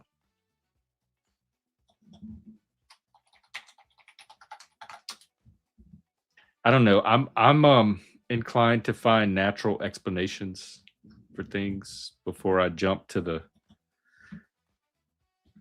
more supernatural or extra natural. And I usually can. I rarely have to resort to anything. In fact, I can't think of a time when I couldn't conceive of some kind of natural explanation for something if I tried hard enough. So as much as you can use your imagination to conjure all of these fantastical explanations for things, you can use the same imagination to think of some reasonable, probable, naturalistic explanations as well. And I guess that's the direction my mind tends to go in. Hello. Ooh. Hey, you all pixelated. Looking for. Oh my God, you look creepy. I look creepy. Blah. I'm going to suck your blood. Blah. Like a skeleton or a mummy. Jeff, do you like vampire movies? I like The Hunger. That's the best one with David Bowie. There's something romantic about vampire movies. Something romantic about them. I don't know. I don't like blood drinking. I don't like blood either. I was part of the when the vampire game came out and the little vampire movement. Everybody was into vampires. I was part of that culture, but I was never as excited about vampires as everybody else was. I didn't. I know your favorite vampire. I know your favorite movie though. Vampire movie. I know it. You want to hear what it is? Blackula. Nope. Blackula. I called someone Blackula. I have the VHS. It was hilarious. Interview with a Vampire in New Orleans. I tried to read the book. I couldn't make it through the book. I didn't care for the movie, bro. The romance of Bourbon Street and the Louisiana vibe down there, and oh my gosh, man, what a romantic. I read the book. I actually read the book. It's a great book. Yeah, but no, the whole thing about like I said, I hate to jump subjects, but vampires, they are supposedly the undead. But I don't think that's possible. I think when you pass on, you go somewhere else. I don't think you can walk the earth not alive. I don't think there's vampires either. Yeah, I don't believe. Growing up, we had Salem's Lot. It would come on TV. And when he went up, was it the one when he flew up and he was scratching on the window? It was like a little kid, or it was Stephen King. It was a Stephen King book. And it was a mini series, so they'd like show a little bit of it, and you talk about it at school the next day, and then they show a little bit more. If I'm not mistaken, I could be wrong, but I think that one of the kids, the good kids, I think it was Steven Dorff. When he was like a little kid. He's a great actor. Remember, he was in Blade. Yeah, he was in True Detective. The third season. Great actor. One of my favorites. I love Stephen Dorff. He's great. And but yeah, I think he was the kid that the vampire was trying to get to, the little kid vampire. But I remember him scratching on the window. That was some scary shit, man. It was some scary Yeah, shit. I remember. Yeah. Yeah. Another great scary movie was, I remember being a kid and remember shoot, the monster from the Green Lagoon, like the Black monster, Lagoon. the Black Lagoon, and you would always and you would get the 3D glasses from 7-Eleven for 99 cents. Do you remember that? I remember not for that movie, but I do remember Yeah. the 3D glasses from 7-Eleven. Because if you had a color TV, you could watch it in 3D, and I remember how trippy it was watching that. That must have been, shoot, I think it must have been like 8 or 9 years old. I can't remember how. It was so long ago. Can you And imagine they that? had the, like, blue and red ones, and then they had The blue and red ones, too, yeah, they were. which It had you a worked cut a lot down the with. middle, and they were 99 cents, and they were always at the front, so people would steal them, right? But no, they were like $1, you know. But I do remember, you know, Jeff, isn't it wild that we remember stuff from like over 40 years ago? We remember it like in such detail, you know, and Or we some imagine things it. I remember being bathed in my parents' sink when I was 6 years old, 5, 6 years old. But I can't remember stuff from yesterday. That's big for a sink. Stuff from yesterday. That's like We didn't have a tub. We didn't have a tub. It was kindergarten or first grade. I think it was, I want to say, was that 5 or 6? Maybe 5. But it was a huge deep sink. But because the apartment they lived in, it didn't have a bathtub, and they used Mr. Bubble. Remember Mr. Bubble? Mr. With Bubbles. Yep. Mr. Bubble with the I pink remember Mr. container. Bubble. Yeah, it The smelled yeah. so good. Oh, you smelled amazing when you came out. Not to be confused with the scrubbing bubbles. No, Now, scrubbing bubbles for the toilet. Yeah, the bathtub cleaner. yeah. The little bubbles. We do the work, so you don't have to. Yeah. And then you had Jeff. You had Tidy Bowl. Remember Tidy Bowl? Where Tidy you put it Bowl on the Man toilet? and Mr. Clean. Oh my God, they had all the. He'd go in They a made those circle cleaning around. products so Jeff, sexy for the he'd go in a ladies. circle around your toilet and cleaning it. Oh my gosh. Yeah, that's one thing that growing up, you know, we always kept the bathrooms really clean. That's one of my phobias. I always have to have a clean A bathroom. nasty bathroom. Ooh. Yeah, I can't sit on a dirty toilet or anything like that. It's got to be clean, you know. And then, you know, us men, we always piss on the seat, you know. So you always put the seat up. Always. What do you lift? I lift this. I don't use. Well, you the piss seat on the seat when it's early in the rim. morning. You just woke up and you're taking a piss. But And do then you you're not like, lift it up, even if it's early in the no, I morning? lift it up constantly. I prop the never seat up. I never leave it down. Always lift the seat up. Always lift the seat up. But then if you Yeah. forget to put it down, and then your girl goes and go to the bathroom, sit down, they sit on the cold porcelain. They clap after those. It's fucking What funny. about like peeing in the trash can, like drunk at 3 in the morning, and you think it's the toilet, or it's like the corner of the bathroom, or the trash Hey, can? listen, you know, if you're drunk enough, anything can happen. Anything can happen. I like My peeing brother outside. did that Yeah. one night. He Peeing woke up outside and is always fun. Yeah, you went just to take the a. bathroom and started peeing in the trash can. One of the things we'd always do, like at the, you know, we would like go behind like a dumpster and just take a pee. You know, Oh just like yeah, behind a peeing dumpster. outside in the yard. Yeah, Constantly yeah. everywhere. And And the girls squat pee. yeah. Yo, I knew a girl she could squat and pee like you wouldn't believe. It was like a she's like, I was like, okay, fine, whatever. I mean, we were like 19, you know, 20 years old. Like I knew some girls that were like ghetto, bro, like straight ghetto, you know. But some crazy shit in New York. What bro. is ghetto? Like we grew up kind of poor, and some Sure. people might say white trash. I guess Cajun trash. I But would we were by say- far not the trashiest. So we might be considered ghetto. We were like contretto. I think that's what Medea Yeah. calls it. I would Contretto. consider ghetto being uncivilized. You can be poor and still be civilized. Oh yeah, we were civilized. You know, but the The ghetto civilized is more like they have no morals of their action. You know, that's people twerking in the streets and shit, and acting a That's fool, and fun. You don't twerk in the street? That's no, well, I do not. I do not. I well, have, don't go to New dude. Orleans. Dude, they would call me a preppy. They would always call me a preppy because I'd Oh, always wear yeah. Preppy's Timberland nice. boots and like button up. I would always wear button up And shirts, always the gold polo chain. or oh yeah, gold chains. I was always preppy, but at the same token, I could get down. Like in other words, I could be ghetto as fuck. If I had to. But like I always presented myself with a better perspective. But if you met me, I would probably say like in my 20s, I had a really strong New York accent. And when I started selling, like selling cars and stuff, I learned how to change my diction and have adapt what's called the Midwestern diction. That's how I'm speaking to you now. Yeah, like a But if you want to Chicagoan. hear my real voice, it's more like this. I talk more like this, like I go into the New York accent, and that you could drop it into, but it sounds guttural. It doesn't sound like very educated. Did you Because pick up a Virginia accent at all? no, I never spoke country. I never like, hey man, how you doing? Ting. I was never like that. I never picked that up. It went from New York You're pretty to good at it. I Midwestern. mean, I think you could have. Yeah, I could do it. I could say y'all and what are y'all doing? Hey man, how you doing, man? But no, I never picked that up. It's a different way. Your brain works a different way when you communicate. I think the whole thing, Jeff, is communication is really key to relationships, whether it's a work or it's dating or just interaction. And see how I drag it, interaction. I drag it. I drag the word. And that they say that, when they ask you this, Interact. like the words, when you drag your diction, it's almost like you're calming people. And that's Like it's the something. tone scale. Yeah, dude, it's 100% tone scale. Interaction. Let me try it. Let me, it's like Jeff.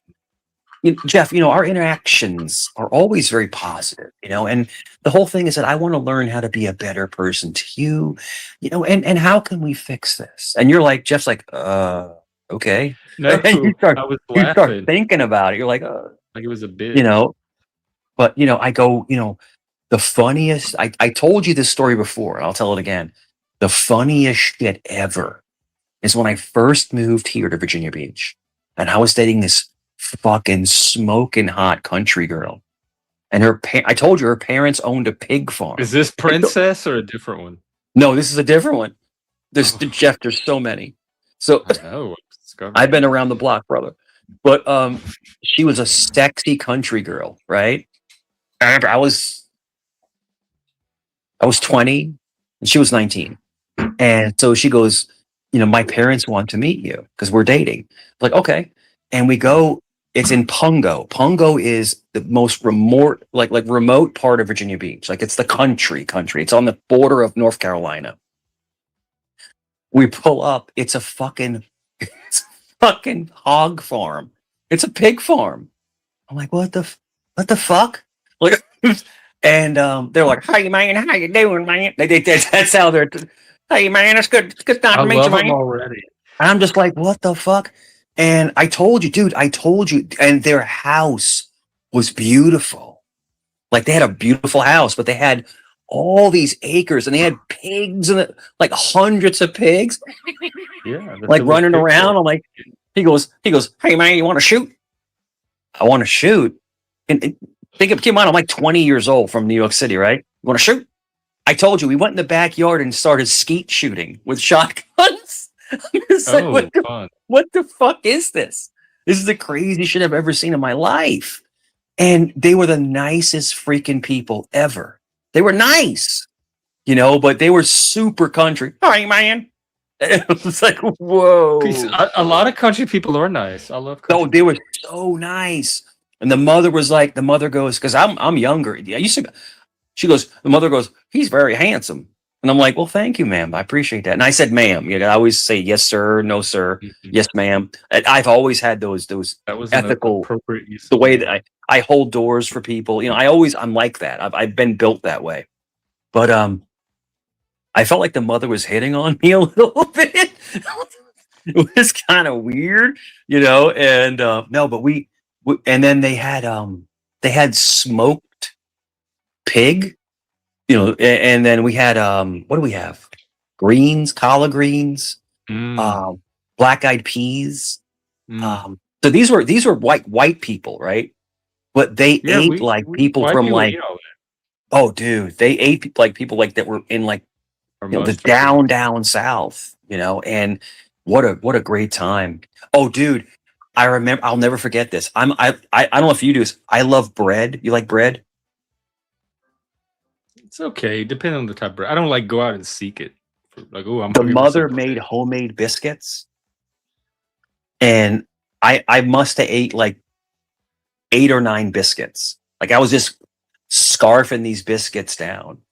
Dude, it was like the food was so good, and they made everything right there. So, but that was a funny culture shock moment. Like this kid from New York City with this country girl on a pig farm shooting. We were shooting clay. The clay shooting, like you shoot in the Who backyard. was it? Skeets? What are they? Skeets, yeah, in the backyard. We're like, what the fuck? Because they had so much land that you were allocated to be able to do that.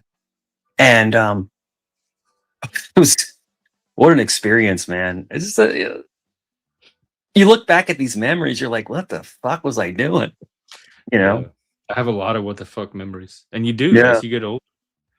It's like the That's what time starts to fill in.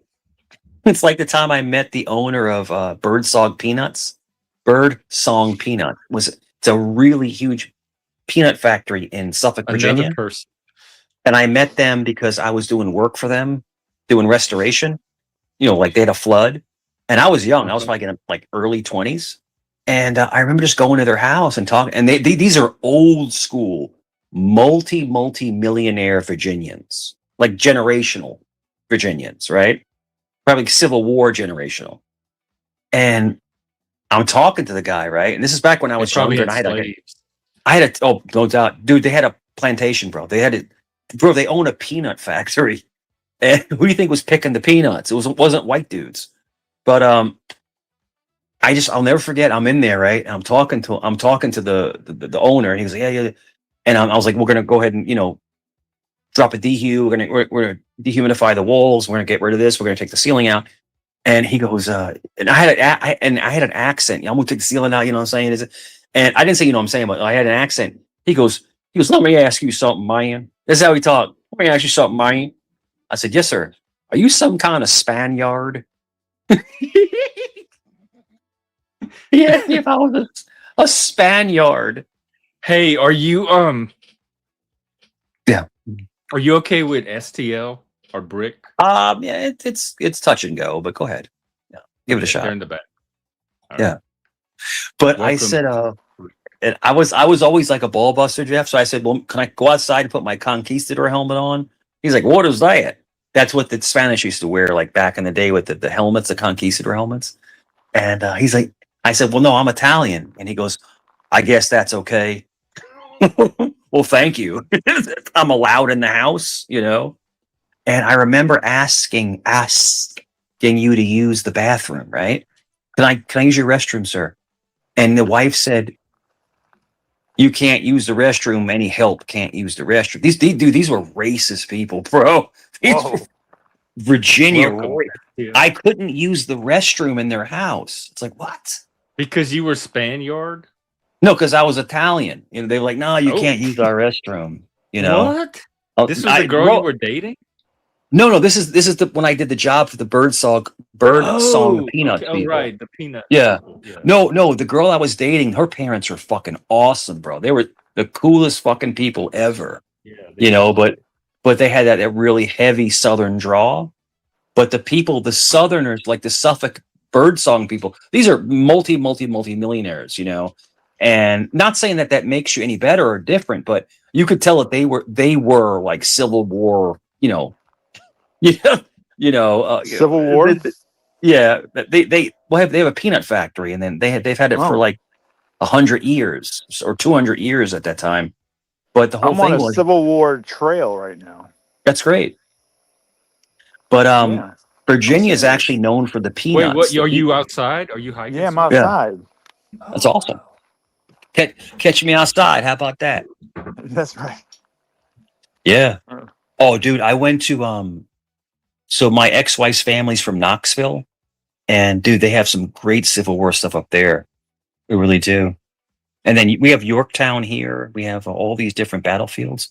But me and my son actually, believe it or not, went to Gettysburg when he was younger. So we actually been to that battle site. You know, it's a fascinating thing. And also right outside of VCU is the Civil War White House. I don't know if you know about that. Oh, the one that where was it?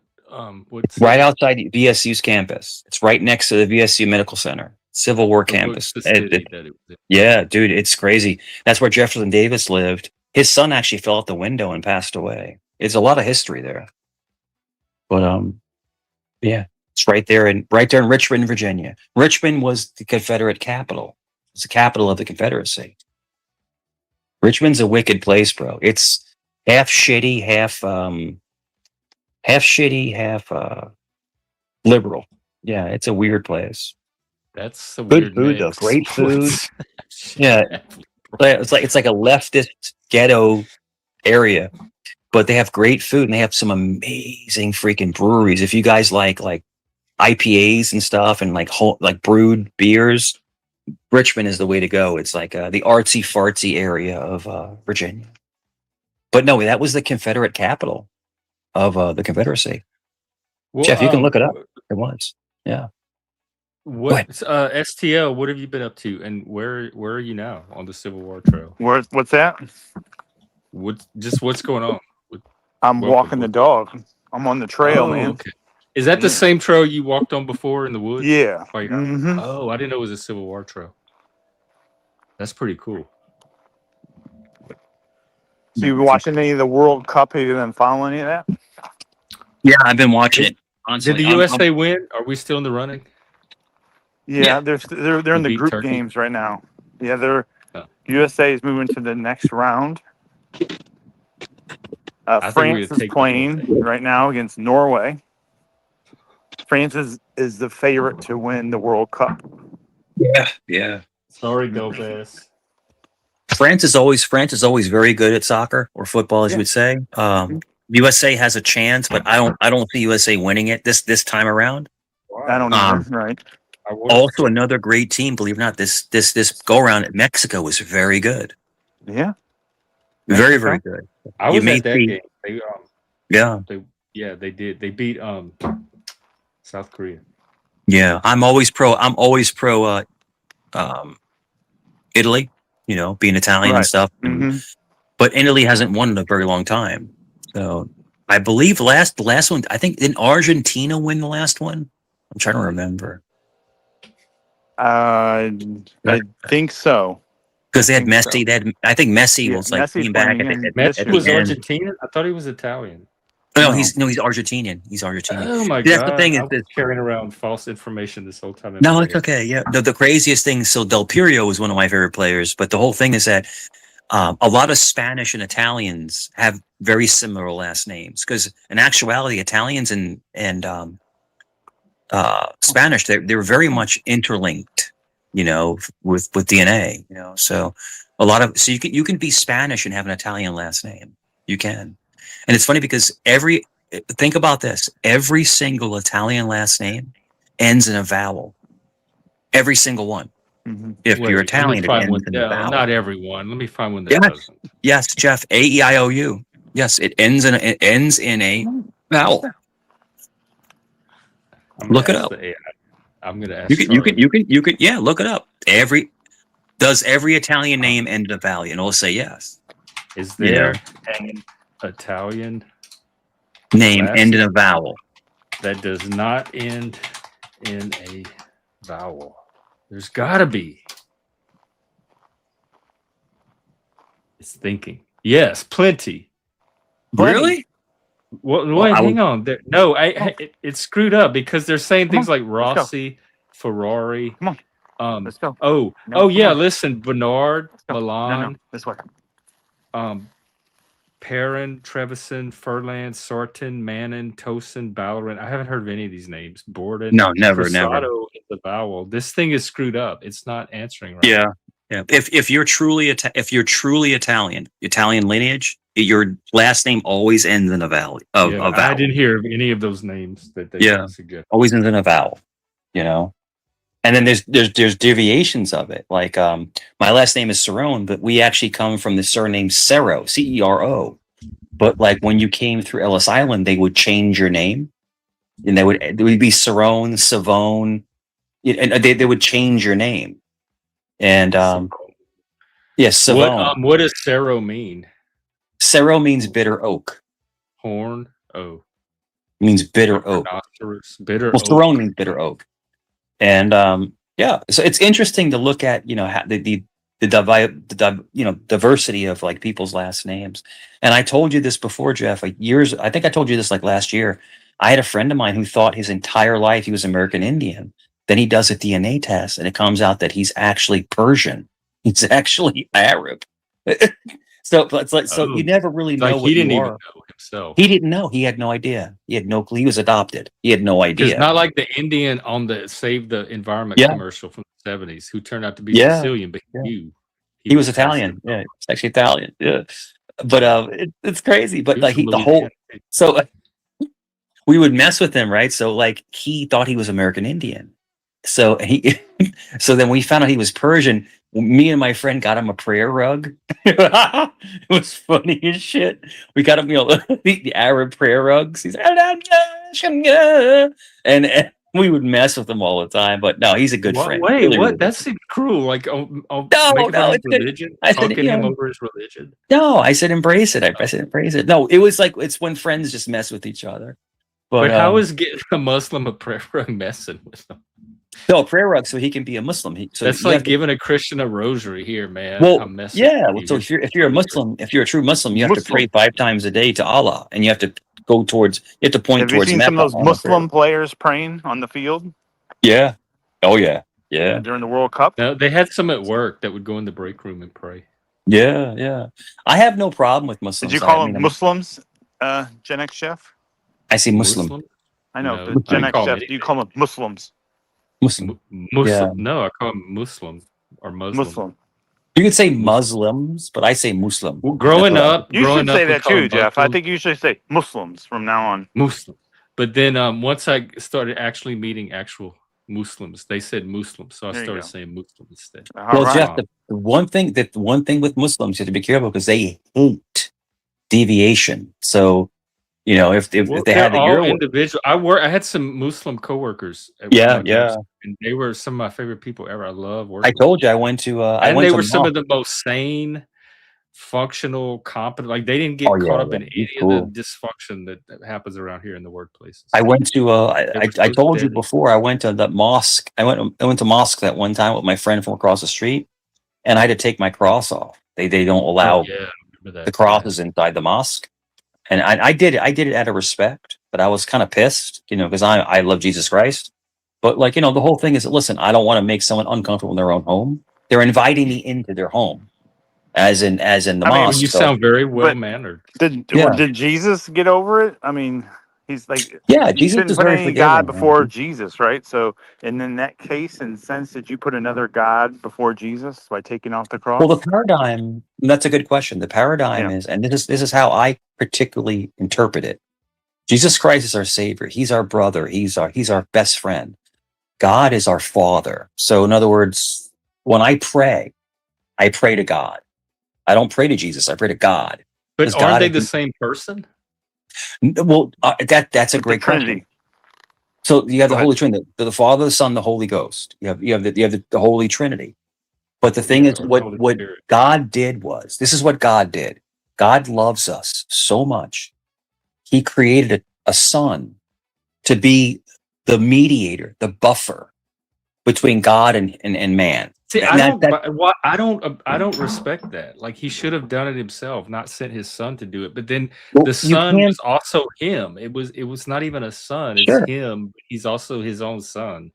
That's a perfect question. Confusing for a nerdy. That's a perfect thought. But Jeff, the whole thing is God is too powerful to even comprehend. So it's like he made something that we can relate to get to him. It's kind of like a telephone. Father is not that hard to relate to. I mean, come on. Well, we're talking about Father God, Jeff. We're talking about God Himself. I said this. I had a little speech one time, at church, and I said, I look at Jesus as a telephone operator. They're like, what? It's almost like Jesus takes your call and then connects you to God. Well, He's then like, something. yeah, This thing is broken because he has not been connecting my call I for got you. years. No, me neither, man. Me neither. I need God to file doesn't a speak to me. complaint. Only Jesus Who is the does. supervisor? Well, there's a theory that God cannot relate or speak to us because he's too powerful. Well, then how come people hear God talking That's to them not on fair. I think people hear Jesus. I don't think they I'm hear too God. powerful to speak. I don't think God speaks to you. He speaks to you through Jesus. That's what I believe. I I don't could be know about that. completely wrong, but I think God wants you to have a relationship with him, not just why would you have to go Yeah, through but I'm not going to talk to you. Jesus to have a God I've been relationship in with a God? all ton of right. relationships. I don't know. And God, I'm sorry to say this, God, and God's listening to me right now. He's an Hopefully he's absolute. watching. He's basically an absent landlord. God controls everything in the universe, but I believe that he doesn't want to be bothered with petty items and petty things. He Yeah, I lets don't Jesus. respect that. He lets Don't Jesus. hear Jesus. But Go isn't take God care all of this. knowing I'm too and all busy. powerful and I'm too He busy. sees omnipotent? everything. He sees everything and knows Right. everything, but He's too bored. he's literally so busy and so important that he lets his son Jesus Christ take that role of the mediator. The person in the Busy do middle. So what is Jesus is more like his important than the secretary? salvation of mankind and earth in reality? What that he had to? Oh, I'm too busy to save the universe. Jesus, Like can I you said, handle this for me? remember, Jeff, and SCL, remember, God said he's a jealous God. No one comes before him. So is Okay. that bullyish behavior, or is that Yeah, that's not basically just attractive. divine power? No, hear me out. Is it jealousy or divine power? And then Jesus says, Divine I power. accept everybody. He's the sacrificial lamb. So did God create Jesus to be that wedge between ultimate power and humanity? Listen, we're just having a conversation, but the whole thing is that when I feel, or when I pray to Jesus, I feel better. I just feel better. When I pray to God, I feel scared. I'm just telling you I'm just telling you that's how I feel. Interesting. Yeah. I'm terrified of God. Like, he terrifies me. Really? But I feel that absolute love and exception from Jesus Christ. So Jesus is Do you made from think they're God. the same person? I believe I believe Jesus is half God and half human. And I believe it's the perfect mix of the ultimate savior, because human beings are so capable of the most amazing things and also the most horrible things at the same time. It is that balance of morality that makes the human duality. beings I like it. the most complicated things to ever be created. And I can't explain it to you, man. I think that human beings were created by God to be a case study in a terrarium, like an ant farm. Like, he's studying how I we know, but behave. that How But you if we, he just said God's created us, bored. He's then overwhelmed. wouldn't he already know us? he knows that and the whole thing is that, we're perfectly imperfect. And he wants us to mess up. And he gave us what God gave us that no other creation has, is free will. We have free will to make the decisions that we want to make within our own morality and soul. And, Amen. Just don't make the wrong one. we have that ability, and we F up all the freaking time, dude. But even after you mess up, God gets pissed at you, but Jesus still loves you. It's the perfect balance of your strict father and your loving brother. So you're caught in the middle. It's like you're playing tennis. That makes sense. Morality wise, that makes sense. I guess if you had a strict father, Sure. loving brother. Dude, God is the most strict. Jeff, God is God is fierce, bro. He is fucking fierce, man. Maybe will smite- God's the daddy I'm looking for. Dude, probably. God, he's probably in like leather boots and like a a vest, dancing around, making you some Johnny cakes from The Sopranos. But And God, please don't smite me, sir. Please don't smite me.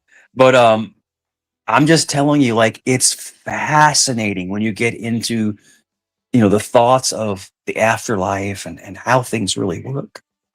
And I don't think we came from monkeys. I don't think we did. I think we were socially Yeah, we engineered. did. DNA were like what 90-some% related to them.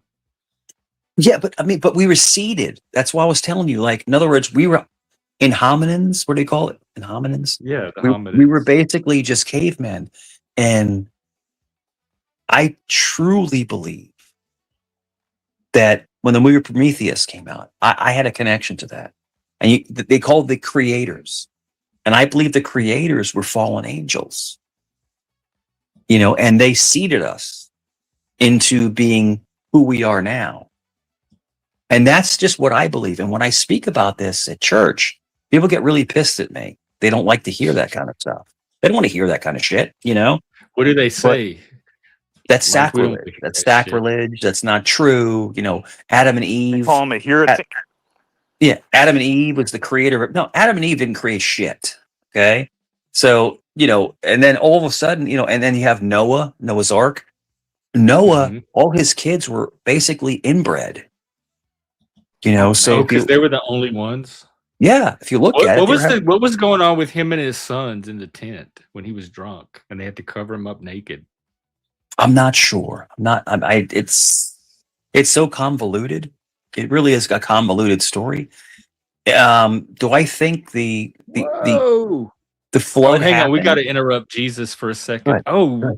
I just got 10 memberships. Ross Khan, thank you so much. Shout out to Ross Khan. Let's see, Tommy D. Lubass, where you been? I haven't seen you in a while. Ajot, Witch of Heart. People I don't know. Victor, TH, Christ Manson. Victor TH is really cool. I know Victor TH. He's a good friend. Oh, okay. Well, cool. Yeah. Victor, welcome. Wrong Think Podcast. That would sound like it'll fit right in. Well, thank you, Ross. And then we'll give her fanfare and her little treat. Yeah. There you go, Ross. I think this is the one.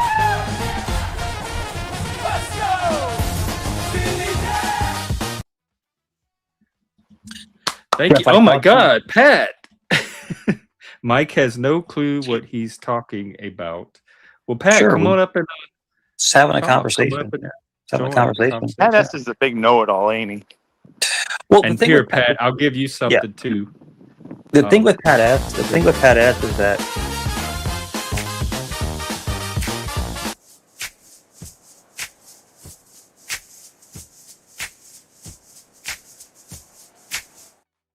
there you go.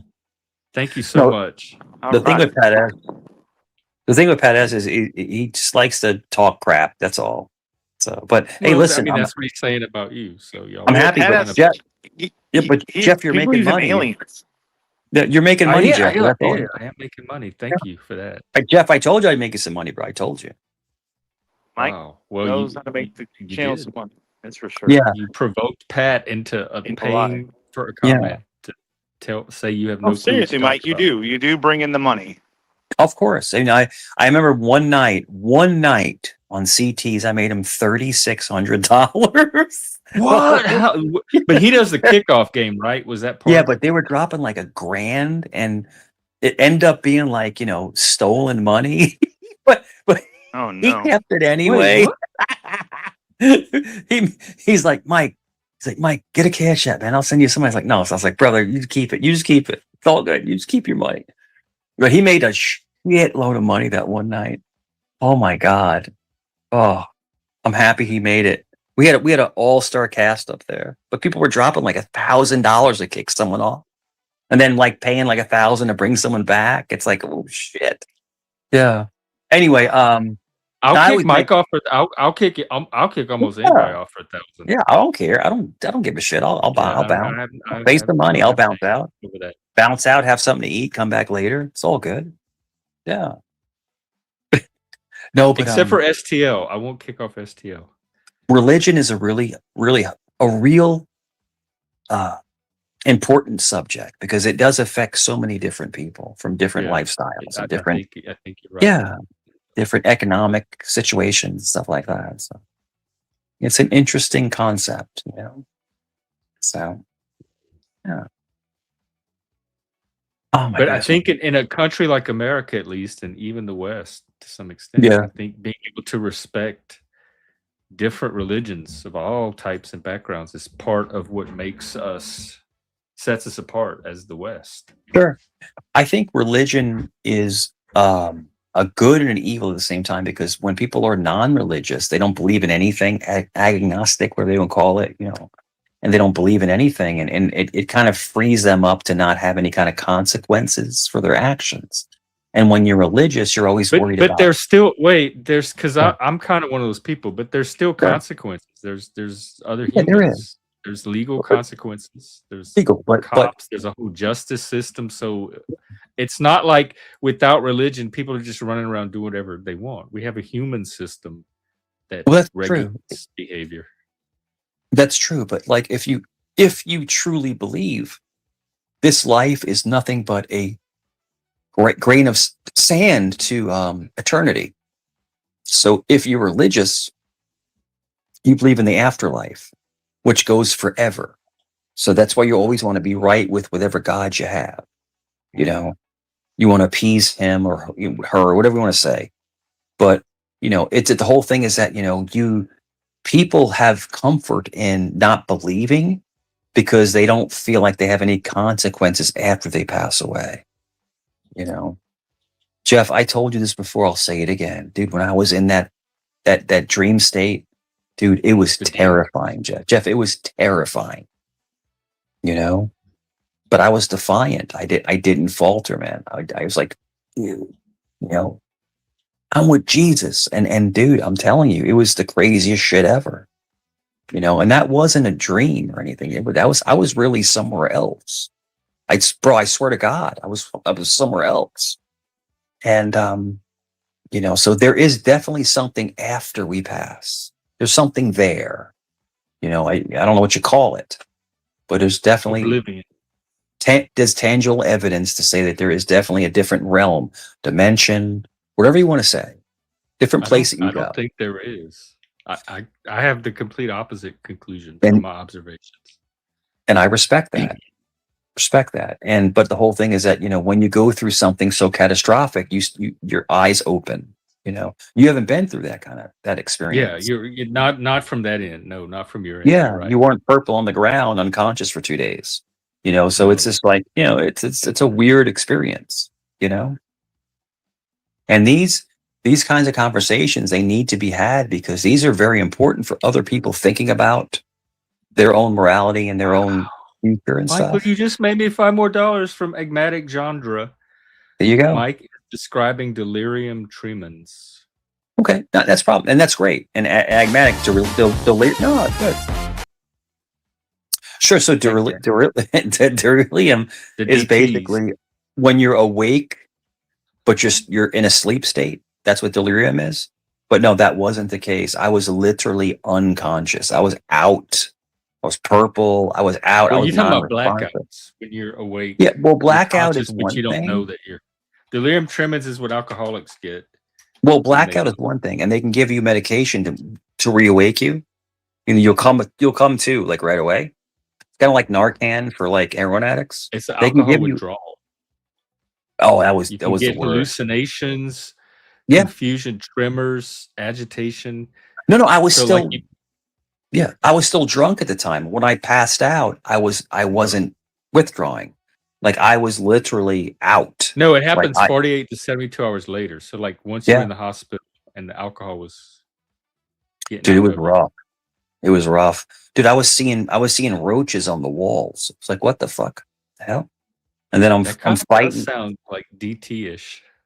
Then I'm fighting security and I'm like throwing them around the room and shit. It was the craziest Wait, shit. okay, I got a call on that. I don't believe you were throwing No, I security did. around the room. No, I did.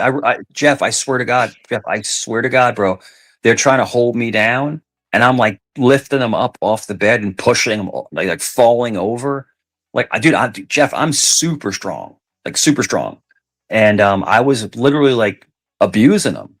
And I didn't realize this, but I learned later on that they could have charged me with a felony because you're not allowed to assault hospital staff. And Thank you, the one Pat. the one guy grabbed my shoulder, and I flipped him into an arm bar, and I was like pulling his arm down, and then two other guys grabbed me and pulled me off of him. Dude, I'm telling you, dude, I was in a hallucination state. Yeah. And The- the nurses had my back, man. They had my back. They were like, let them get through it. They gave me all these medications and shit, and I was just like, I was just out of it, bro. Dude, I didn't eat anything for like 4 days. They just gave me the protein through my nose, Mhm. Ooh. and that's how fucked up I was. I was fucked up, man. Really fucked up. But shout out to them. They were the best. Virginia Beach General, all the nurses and the doctor, they were the absolute fucking godsend. They were the best people ever. They're amazing. Except for the security guards. No, he was grabbing me, and I just was like, I was in delirium when he was not delirium. I was in like hallucination mode when he was grabbing me. So I'm just moving him around. And the nurse, Jeff, I swear to God, the nurse told me, she goes, "You are super fucking strong," and I was like, yeah. Did you have the yeah. tube in your nose the whole time? Yes, yeah. Tube in my Lord. nose. They took the thing out because I was breathing on my own, but I had the tubes in my nose. I had 3 IVs in my arms, 2 on my right, 1 on my left. And he's grabbing me, trying to hold me fighting the down. guards at the same time. And I'm like pulling them around, and it's like I'm in bed. Around the room. They're like, I'm in bed. They're like grabbing my arms, and I'm like throwing them around, and he like fell down. Well, this is a crazy I mean, it's crazy. But I told you before I left the hospital, he walked past, and I apologized to him, and I said, I really apologize, and I'm really appreciate what you do. And he's like, "You're welcome, man. Don't worry about it." So I made amends to everybody before I left. And even all the nurses, I when I got up, because they put me in a wheelchair because I have a fall risk, they wheel you out in a wheelchair. I was like, "Thank you very much, everyone. Thank you so much." And they're like, "You're welcome. You're welcome." They knew that I was in a bad way, that I wasn't myself. I wasn't normal. I was out of control, and everything worked out, man. Everything worked out fine. It did. They're great, and they're all very good looking too. The nurses are good looking. Yo, the 2 nurses I had, woof, they were hot, bro. I was like, yo, they were sexy, bro. I was like, yo, how you doing? But they were awesome, man. They were. And then they change you, so I would always cover up my private parts, and I didn't want to expose myself to the nurses and stuff. And it's just, "You okay? You're all right. Don't worry about it." Yeah, I was like, "Oh, okay," but no, it's great. But the nurses were great, man. They were fantastic. Yeah. So sorry to keep talking about myself, but no, it's just it was a very difficult time in my life, and I got the best healthcare I could possibly get, and I'm so thankful that I'm here. I'm thankful, that they were Me awesome. too, because you gave us a scare. Oh, dude, I was gone, Jeff. I was gone, bro. I'm telling you, I was gone. We thought you And were. I was totally gone, man. Like I was out of it. There was a So, YouTube void. yeah, We it was crazy. And people are calling the ICU and posing as my family and stuff. And it's like, calling what your the hell? house. Yeah, calling my home, calling the ward that I was in. People are so invested. Someone said they were my sister, and then it wasn't. Do you have a Because sister? yeah, I have a sister. Oh, Yep. Yeah. And me and my sister are very oh tight. yeah, We're they very- even had. Yeah, they did. That one of the channels had a funeral service, a memorial to you. Yeah, yeah. Very, very sick people. Very sick people to wish it on somebody and to lament in it. Like people were happy about it. That's sick. Some of them were, yeah. Some people did not have nice things to say. You would not want them to speak at your real funeral. But then some of them, it was very touching to hear how much you've affected some of these people. Yeah, I'm nothing more than a YouTube character. That's all I am. I'm actually an actor. And on YouTube, I'm an actor. We all are. But if you met me in real life, Jeff, I'm very down to earth. I would completely make you some red beans and rice and, whatever you want, and just chill out and have fun, go on a walk. Maybe we'll go on a walk, just talk about life, very, very down to earth. That But would we could stream it. That would be fun. yeah, it'd be awesome, dude. To me and you on a walk, it'd be Mike and funny. Jeff walk and talk about life. That's it. Going to McDonald's, getting you some fries. Oh man. Be great. Be fantastical, as they would say. I made that word a fantastical. What a tease. I'm there. God. I want that so bad. No now. doubt. Dude, I make really good homemade fries though. I get the russet potatoes and I get the peanut oil. I get peanut oil right from the outlet. Are they better than McDonald's? They're not as addictive, but they do Oh. taste good. They do taste good. McDonald's has this I'm weird always thing. up for trying fry. I could do both. Yeah, fry. Oh, With dude, I taste love. test. We I could love walk. We could walk from have them at your house and then walk Yeah. to McDonald's and talk about life. No And then doubt. The fries and walk back to your house and then I could compare the two. Some of the best fries. Extreme. Some of my favorite fries are actually Five Guys burgers and fries. You like Five Guys burgers and fries? I don't think I've heard of them. I don't think I've ever actually had a Five Guys. Because they do the russets, the russet potatoes with the Oh skin on them. yeah, there was some other Yeah.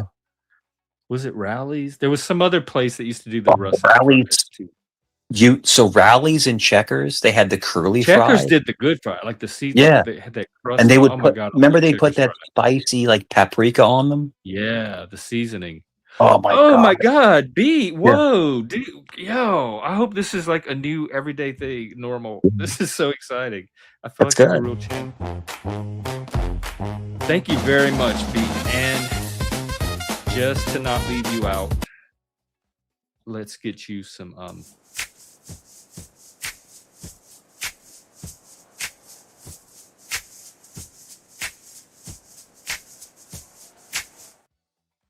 Thank you, Beak. That's it. That's it. I told you, I always bring money Right, to this is channel. exciting. I always bring money.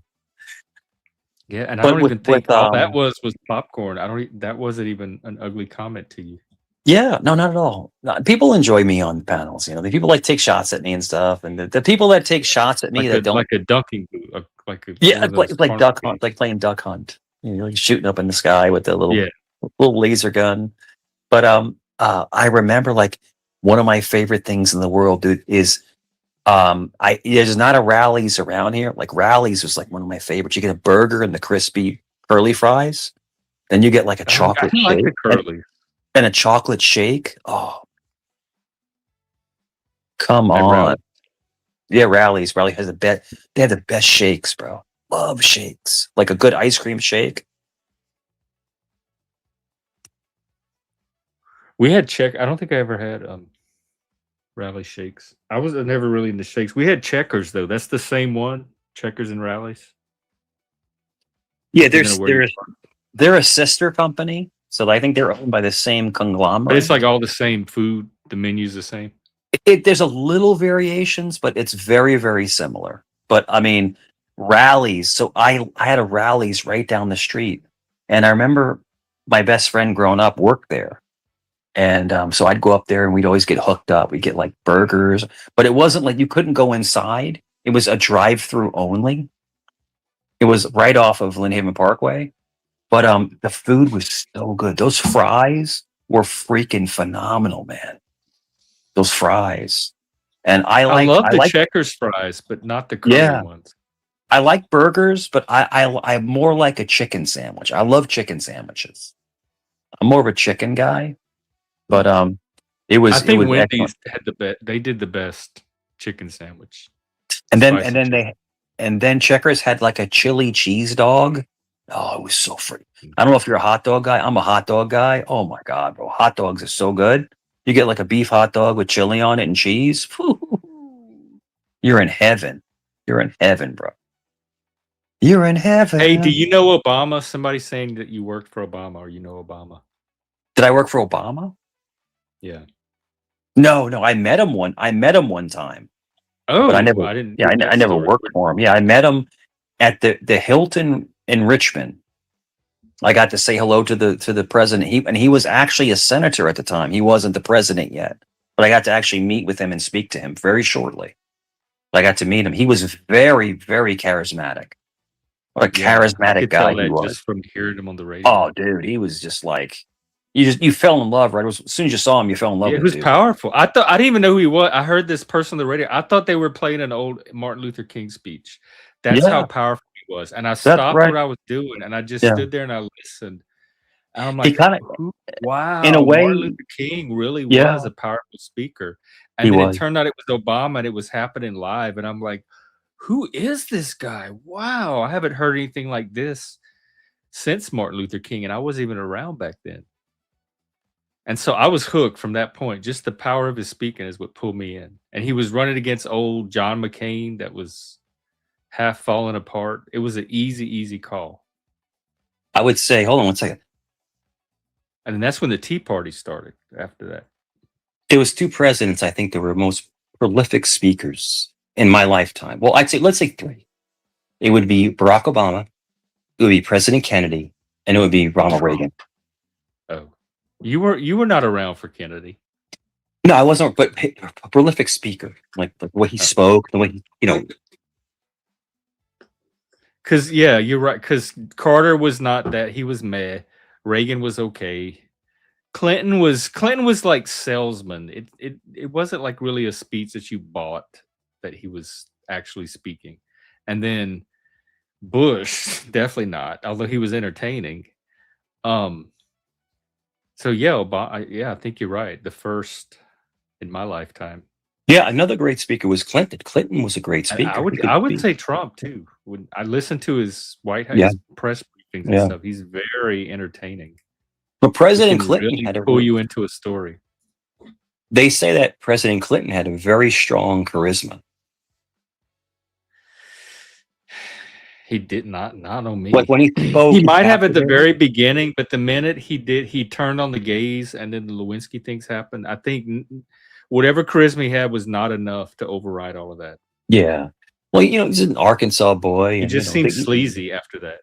And Oh, just no a doubt, no politician. doubt. And he was a habitual cheater on Hillary. And looking at her, I probably would And she too. took him back. That's when He looked Hillary like a lost. linebacker. Yeah. But I'm not going to lie to you, Jeff. I voted for Clinton his first term. I voted for him. I voted both. I voted- registered to vote specifically to vote for Clinton. That was my first election that I voted in. I voted his first term. I voted for him, and I was so happy.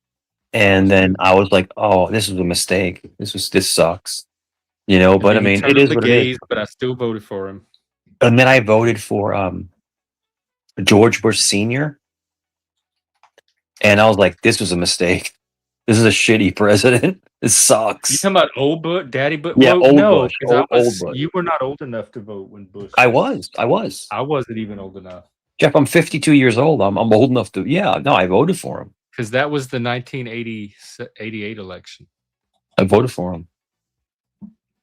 Well, voter fraud alert the Oh feds. shit! No, not Senior Bush. I'm so sorry. Bush Oh, Jr. younger Bush. Bush My Jr. bad. My that bad. was in Bush 2000. Jr. My bad. That was the Florida election, the big That's my bad. Florida Yeah, fiasco. Yeah. my bad. Yeah. No, I didn't vote for Bush Jr. Oh, my Bush bad. is like, yeah, I didn't even remember him. So that's how Yeah, not I memorable. voted for of a speaker Jr. he one. was. I voted for him one time. That was it. One I time. remember Saturday Night Live would make fun of him more than anything else. Dana Carvey wouldn't be. Oh, he's great. And I got that. I was going to That's vote what for I Ross. remember of Bush more than actual Bush. I was torn between him and Ross Perot. Yeah, I remember.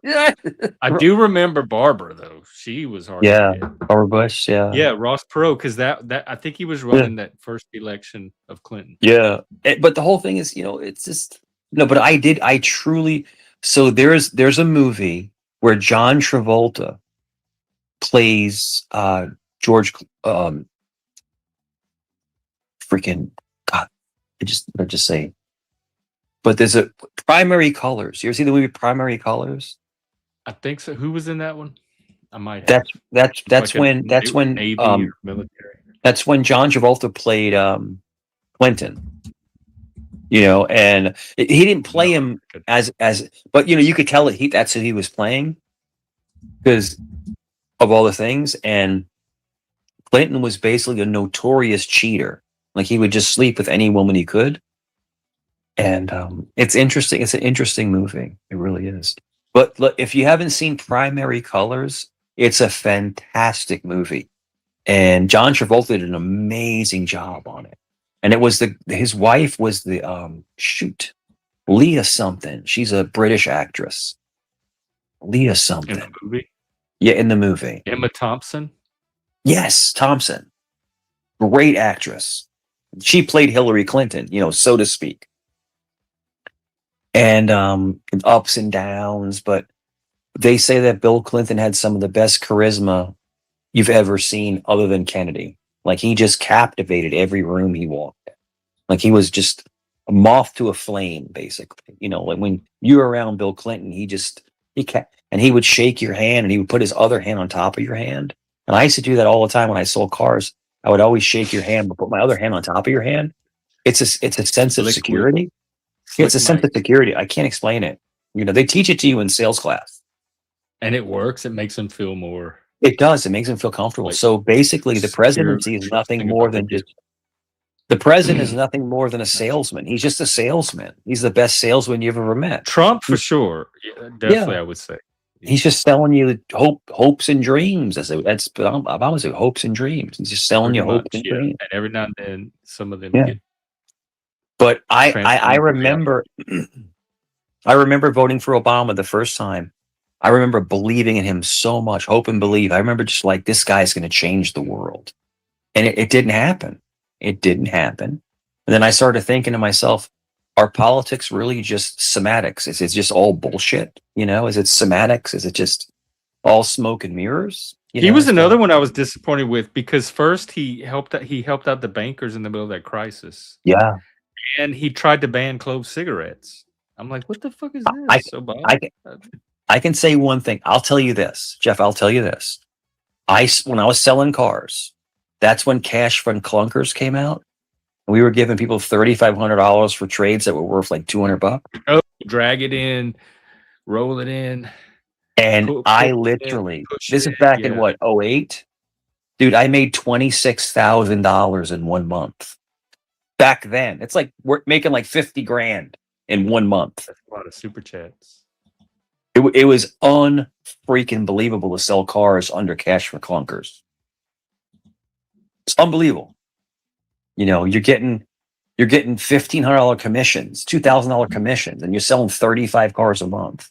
It's the craziest shit ever. It was a wild time. Made so much money, bro. That was great. It's a fantastic time.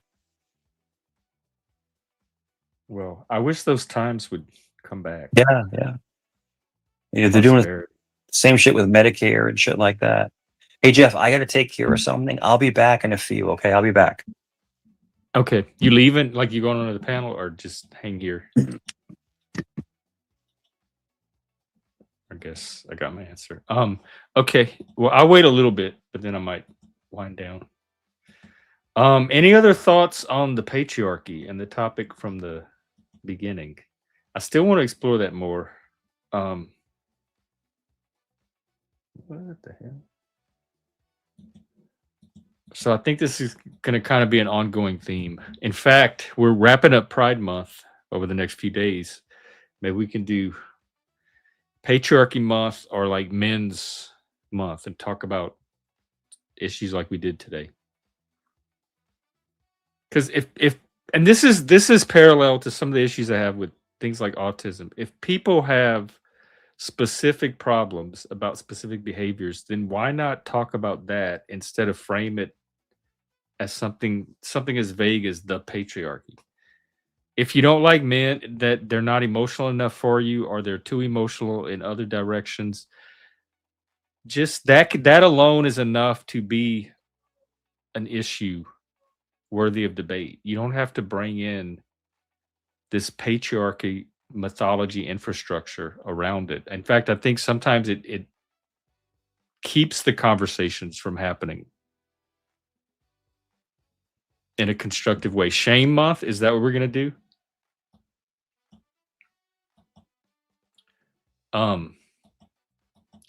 Well, he had some decent stuff to contribute on at the beginning. He usually does at the beginning until all the rabbit holes start opening up. But then I'm here for those too. So I've been enjoying it lately, Ross. Some good. You know me, I love good stories, good conversation. I made some money. Oh my God. It's it's working. The economic engine is starting up again. What's today? Friday. I will probably be out tomorrow, same time, 3 p.m. Eastern, noon Western, Pacific, and same thing. We'll talk more about this. Oh my God, Raw! No, I'm not kidding. I said earlier I was going to need hernia surgery. My sides were hurting so much from the laughing that I did today on this panel between Mike and Vinny.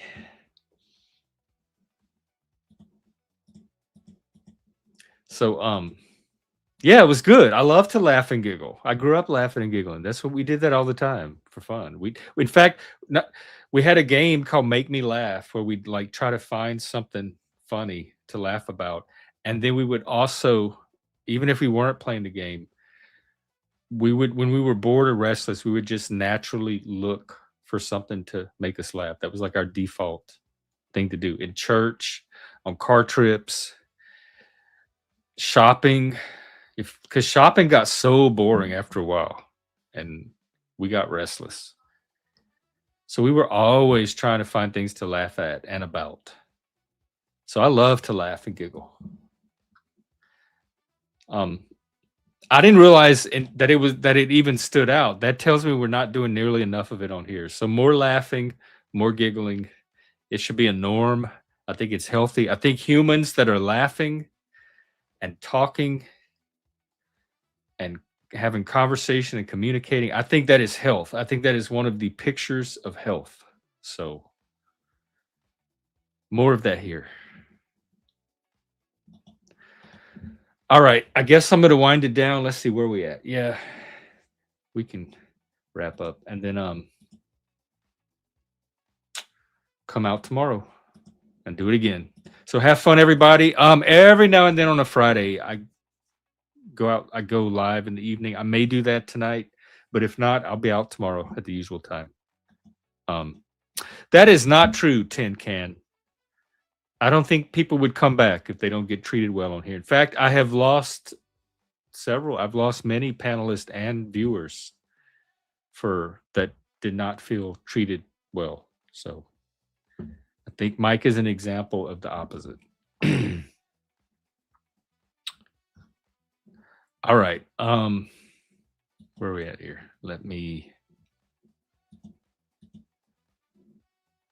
Unless someone else wants to come on the panel, then I'll keep it going. Otherwise, I think I'll wind it down and see you later tonight or tomorrow.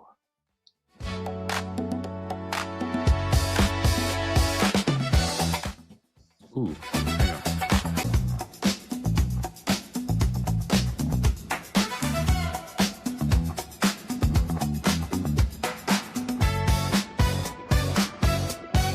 Wait, what? He's not even in the chat. Oh, wait. Yeah, Mike, come on, knock that off. I don't let people. Hang on.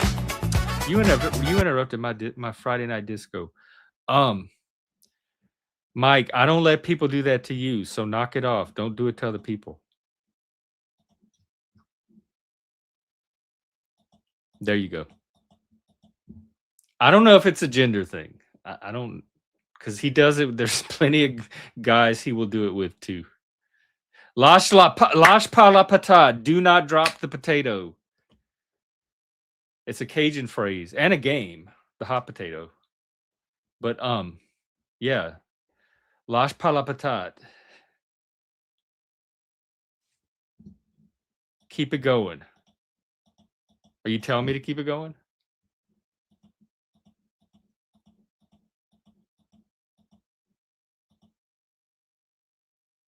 See, this is what we get if we keep. Mike's right. This is what we get if we keep it going. I heard some other people were live, so y'all can just go there. In fact, I can redirect you. Let me see. I'll send you somewhere else. Everybody's probably going over to Docs, so I'll just send you over there.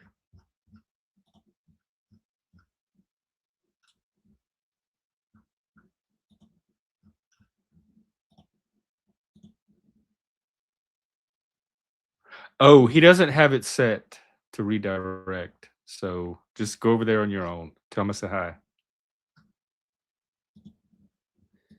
And I'll see y'all next time. Take care, everybody. Let's get the music back.